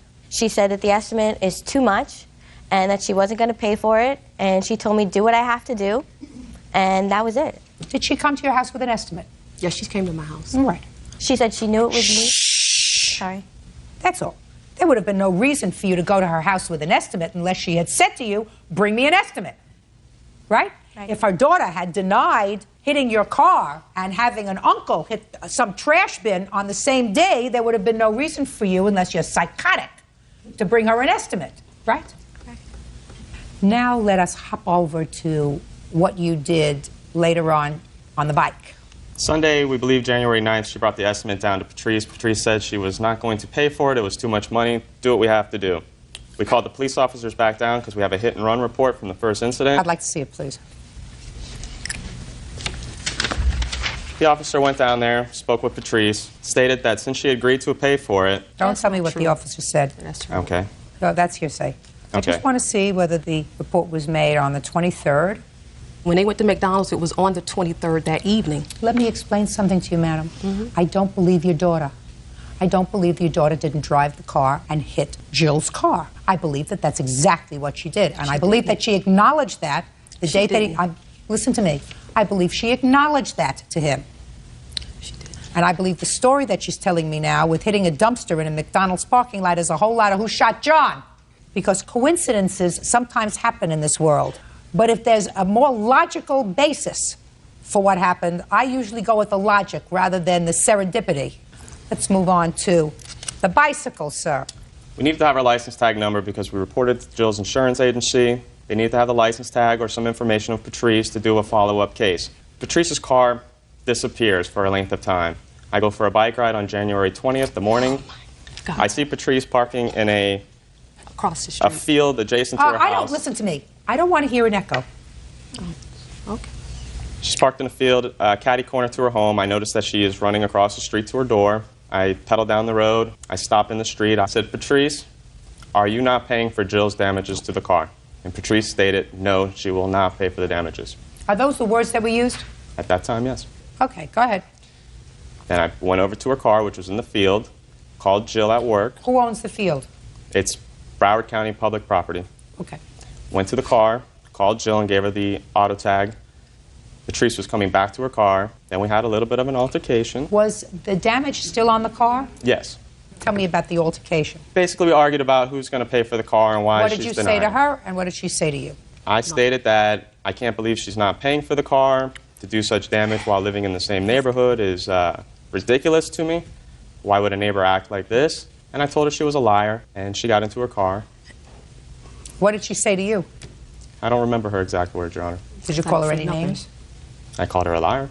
Other than that? I called her a B word. Well, that's what I'm asking you. Yes. Well, you know, when I ask you what the altercation was, and if what you're going to give me is oatmeal, then I'm not going to believe you. Well, Do you understand? Right. Real cases, real people. Judge Judy. Greg Hardy and his girlfriend say their neighbor, 15-year-old Whitney Manley, sideswiped their car. Greg says on a separate occasion, Whitney's mother, Patrice Manley, ran over his bicycle. Did she say anything to you? She made comments back to me. I don't really know what she said, to be honest. Do you remember what you said to him? When I came out from the house, he was on the back of the car on the phone. He had his dog with him, a bulldog this big, while he was on the bike. As he was talking, I did not say anything. As I went to the car, he started calling me a black, all these words. And I didn't say anything to him because I didn't get upset. I just didn't say nothing. I got in the car and I rolled down the window. He came next on the driver's side. He kicked the car door and he said, I messed with the wrong cracker. I then asked him, what is a cracker? He said, I'm going to get you. He proceeded with the dog. He hopped on the bike and he proceeded to the street. As I'm driving off, he's in front of my car, would not let me pass. I went around him to not hit him or anything. I went around him.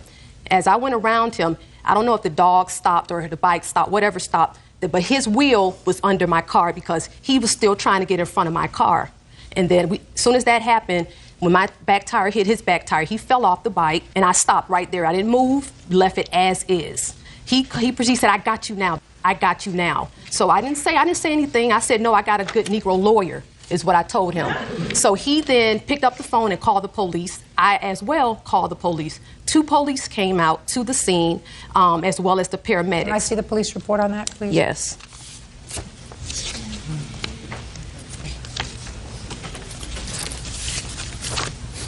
On the last page is... Shh. Were you taken by ambulance from the scene? Yes, I was. At his request. Shh. What difference does that make? Because there was nothing wrong with him. Well, how do I know that? I'd like to see the medical report.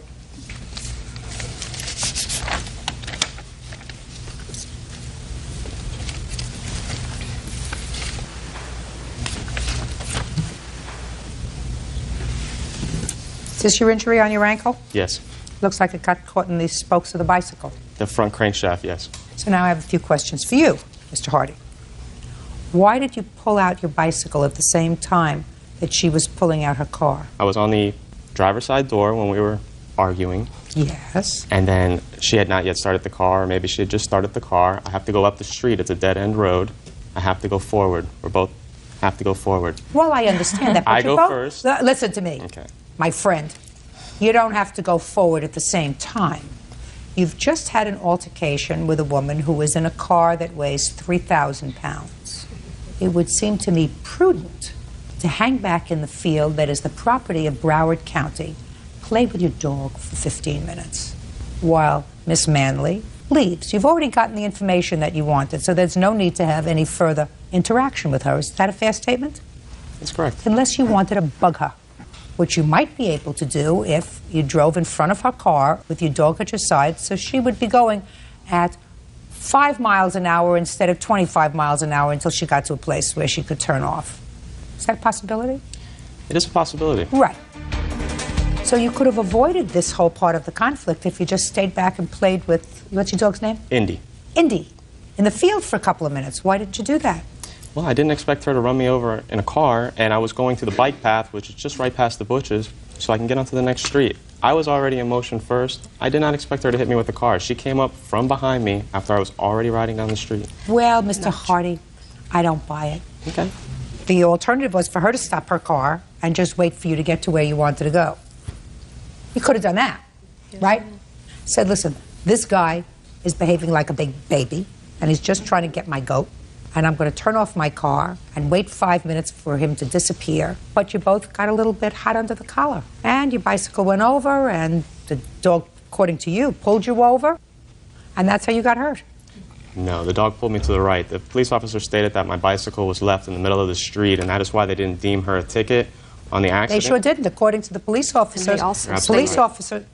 According to the police officer's report, police officer says, based upon the position. 2 police officers. It was 2.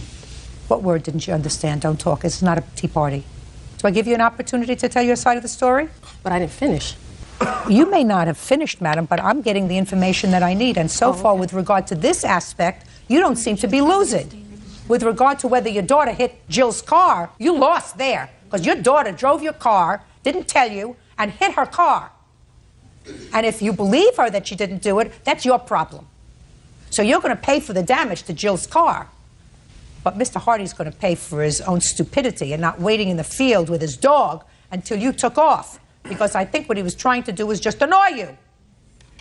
You understand that, Mr. Hardy? Well, I don't Good. understand. You understand. I'm glad you understand. You may not agree with me.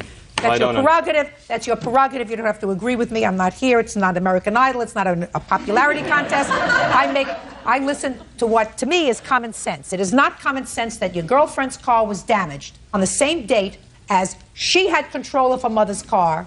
Her mother's car came up dented with a baloney story about hitting something in McDonald's that they didn't report to McDonald's. That doesn't make sense. And it doesn't make sense that you just happened to get in motion first and felt as if you had to leave the property first while this 3,000-pound car is following you. That doesn't make sense. And if it doesn't make sense, it's usually not true. Let me see an estimate for your car, Jill.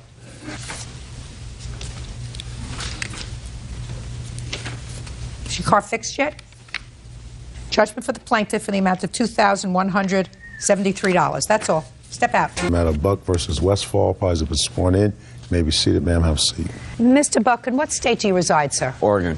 I assume it is legal in Oregon, in the state where you reside, for you to enter into a contract in order to provide you with medicinal marijuana. Yes, ma'am. Which you say you need because you are ill and you take it for medical reasons. Yes, ma'am. It is your claim that you entered into a contract with Mr. Westfall for him to provide you with marijuana, which was prescribed by your doctor for you, and that he breached that contract, did not provide you with the marijuana. You had given him a certain amount of money. Not only do you want that money back, but you want other non-specific damages, because you say that because of his breach, you were not provided with the marijuana, you suffered physically as a result of that, and you want him to pay damages. Yes, ma'am. First of all, what's the nature of your illness, sir? I'm paraplegic. I also have stress-related seizures, and I have extreme muscle spasms because of the paralysis. And for how long have you been under doctor's care, part of which is the use of marijuana? For a little over a year. And how often are you supposed to use marijuana? 5 to 6 times a day. Where did you meet Mr. Westfall? I met him at a medical cannabis awards that was going on in Portland, Oregon. When? In the 22nd of November of last year. And when did you enter into the agreement with him? We signed the transfer papers on the 25th, and he started to grow in the garden for me on the 28th. Can I see the papers that you signed? What is a transfer agreement? Giving him the legal right to grow the medicine for me. It's called a change request form, and what this is a form that illustrates, or it tells people where the cannabis is going to be grown. It's going to be telling who the cannabis is growing it, and he signed this on the 7th of January. Legally, just a minute, I cannot grow any medicine until that's signed and given to DHS. When did you terminate your relationship with him? March 29th. So approximately little less than 3 months. Correct. According to you, since he signed this agreement. Right? Now, he says he signed it in the end of November. That's his signature. Who filled this out? Here? We filled in 2 of those request forms. The first one that we filled out, Your Honor, he was living at his mother's address, which is not the same address that was there. In January, on the 9th, we moved the garden from his mother's house into his new home that he just moved to. Okay, the reason I'm asking you that question, Mr. Westfall, the reason I'm asking you that question, Mr. Westfall, is I read your answer very carefully, and your answer said that your agreement was that you would grow this marijuana for him between 4 and 6 months from the day you executed the agreement. And if I believed what you tell me, that this was the date that he signed the agreement, and you couldn't start growing until he signed the agreement, that was less than 3 months. Correct. So he is correct that you signed your original agreement sometime in November.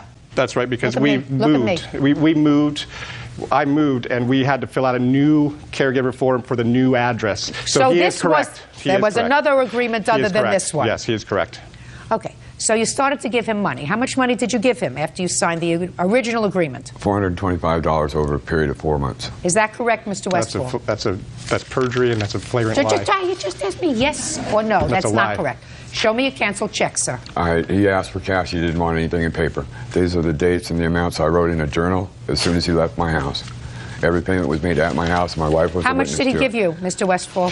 He gave me $50 a month plus $20 on top of that twice, and he said he gave me, my mother, $50 for her Look at electricity. me. Shh, look at me. He gave her $50. He said he gave her $50 on the 4th of January. He paid the 70 plus the 70 and then another 50. $170 is what he paid. That would be $190. But I don't know if that other 50 is That would there. that would be $190 so Okay. far. He says $420. Okay, and then what happened, Mr. Buck? Come the I'm nervous. 27th, I was supposed to have my medicine delivered to me on the 28th of March. On the 27th, Just a second. Who said so? the gardener, Gordon, he told me that my crop would be in. The first time it was February, then it was the 18th of March, then it went from the 18th to the 28th. Of March. Of March. Yes. Then come the 27th of March, I called his house to ask him what time he would be coming over on the 28th. He said that he needed another 2 weeks, which is over and over again the same excuse. Okay. So I asked him if I could please come out and see the garden, because after 5 months I had not been allowed to see it. Wasn't 5 months. 4 months. Right. Don't. And so he refused to let me. And then that night, about 5.5 hours later, he brought this one plant over to me, and it was nothing like it was supposed to have been. He also brought me this paper to sign that was handwritten by him, suggesting that I asked him to bring the plants to me when I never did. I asked to see the garden. And also with that is a picture of the plant that he did bring me, and there's 2 pictures of a plant that should have been what it looked like at that stage. Okay, so tell me what happened, Mr. Westfall. What happens, like I said, we met. Don't just tell me what happened with this plant. What happened was... You started to grow his marijuana sometime in late November because that's when you signed the original agreement. Okay, now we're in March. We're at the end of March. So we moved the plants into the new home, went through a shock.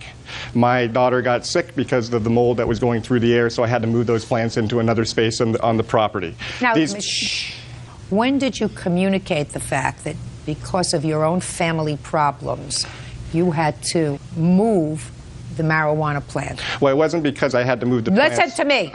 When did you communicate? The 28th. The 28th of what? The 29th. Of what month? March 29th. Well, when did you actually move the plants, Mr. Westfall? The plants were already moved 2 months before that. Just a minute. Did you tell him that you moved the plants that were supposed to be his went into shock? That was, yes, but that was because of a light problem that we had, unforeseen light problem. I don't care what your problems are, sir. Do you understand? Yes. I'm asking you when you communicated that fact to Mr. Buck. In March? March. Or in March? Well, that's wrong, Mr. Westfall. No, I was in That's wrong, Mr. Westfall. Richard Buck Sr. says horticulturist Gordon Westfall didn't deliver his medical marijuana plants as promised. If because of your own family problems, your daughter's problems, mold problems, whatever problems, you could not complete your contract in a timely fashion, it was your responsibility as a caregiver to advise Mr. Buck that he couldn't have his contracted for medicine because of your problems. You chose not to do that. That's not fair, sir. But that isn't right. The reason why we had the delay was on the 29th. I called him and I said we had a lighting problem that put the plants back 4 to 6 weeks. You had problems with it before. That's what you just told me. Don't try to dance around that. Not for the flowering plants. Not for the flowering plants. What are you growing, gardenias, sir?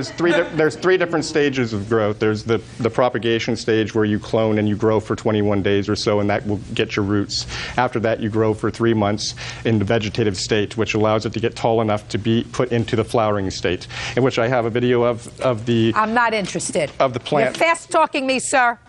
And when You're fast-talking me. You cannot have any light on those flowers for the 70 days that you flower them. And there was a lighting problem, and that's what was the problem. Who caused the lighting problem? There just was the timer. What do you mean? No? The timer didn't go off. Whose fault is that? It's a timer, the manufacturer, obviously. No, sir, that's your responsibility. You're supposed to be watching the store. Every day I go in there. Well, then it's your responsibility. Mr. Westfall, you do not deny that you had a verbal contract to provide these plants for him. Correct. I think that you're doing a lot of fast talking, sir. I don't know what you did with the plants. I don't know if you sold the marijuana to somebody who was paying you more money. I have the foggiest idea what you did. But you breached a verbal agreement to provide him with something that the state of Oregon says that he is permitted to have in order to ameliorate a physical condition. He contracted that you should provide for him, and I find that there is absolutely no excuse for you not providing for it in a timely fashion. Now, how long did it take you, sir, to get the medicinal marijuana that you need?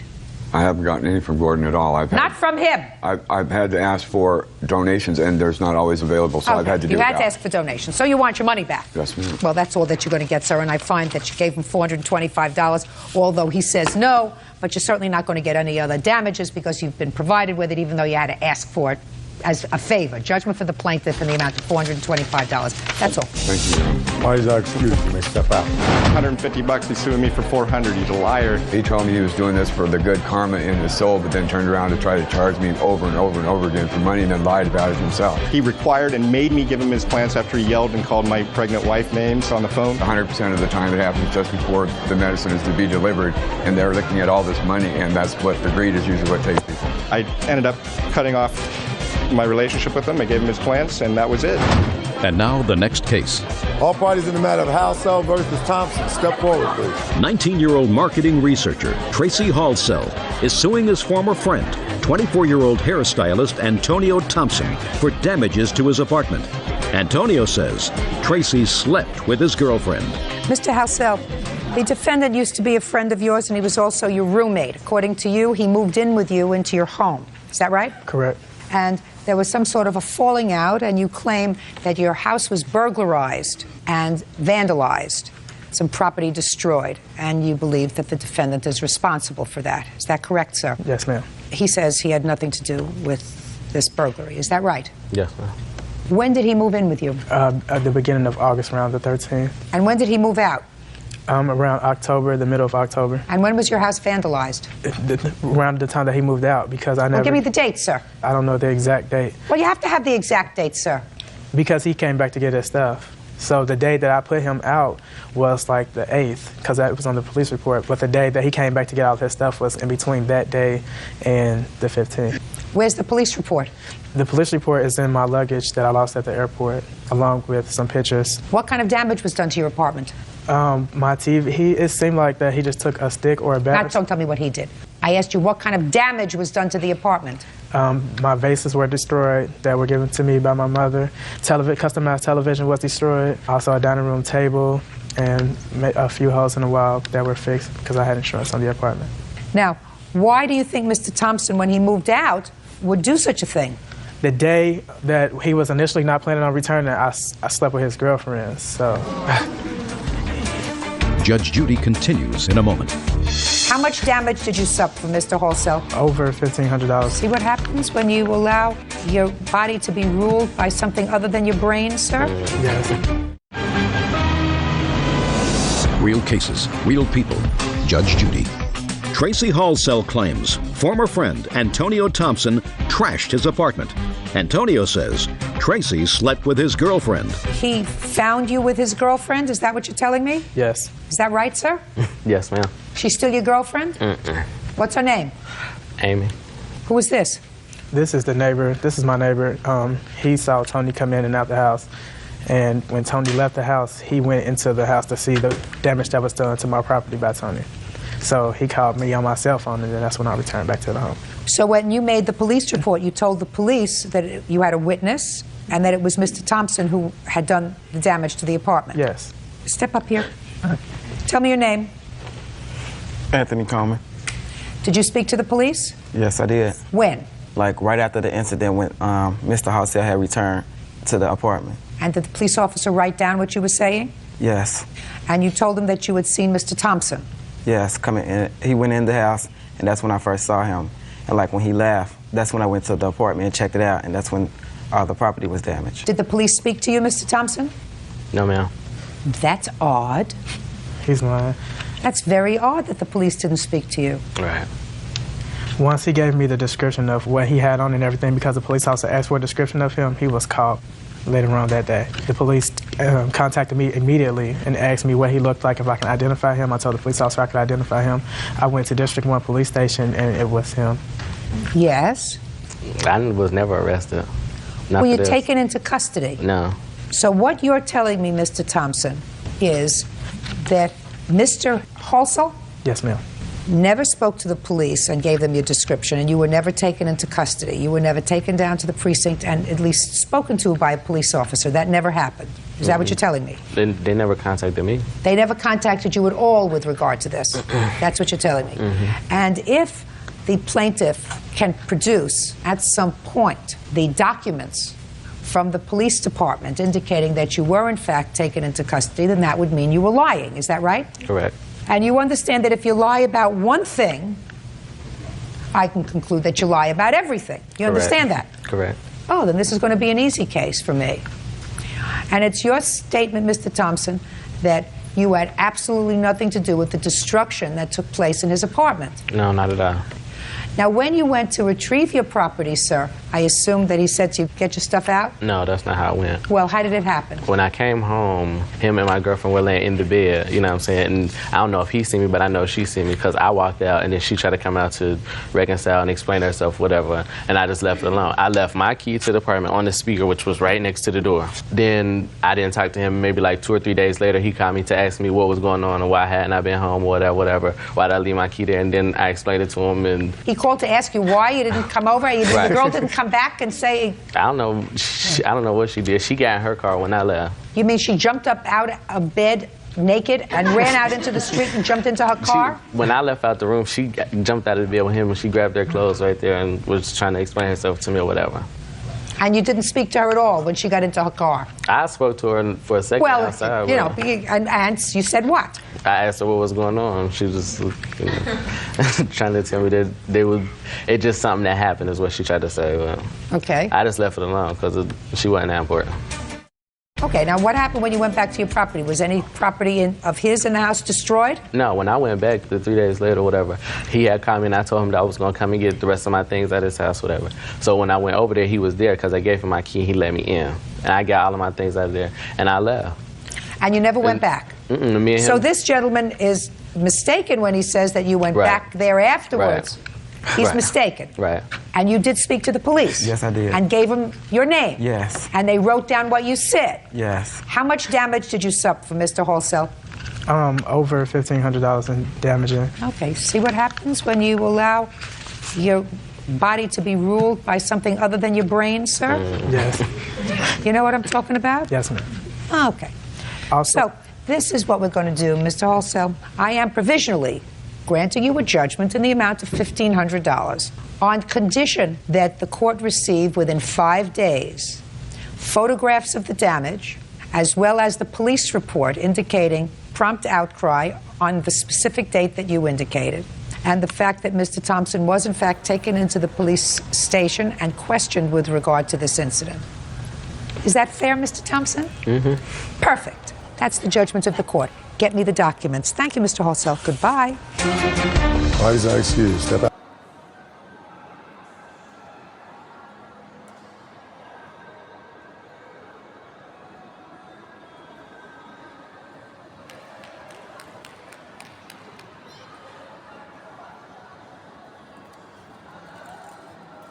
Música. Presa.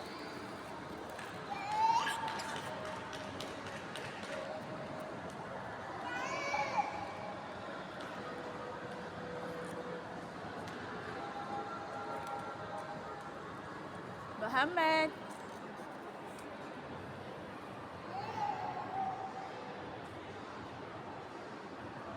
Ce ședi?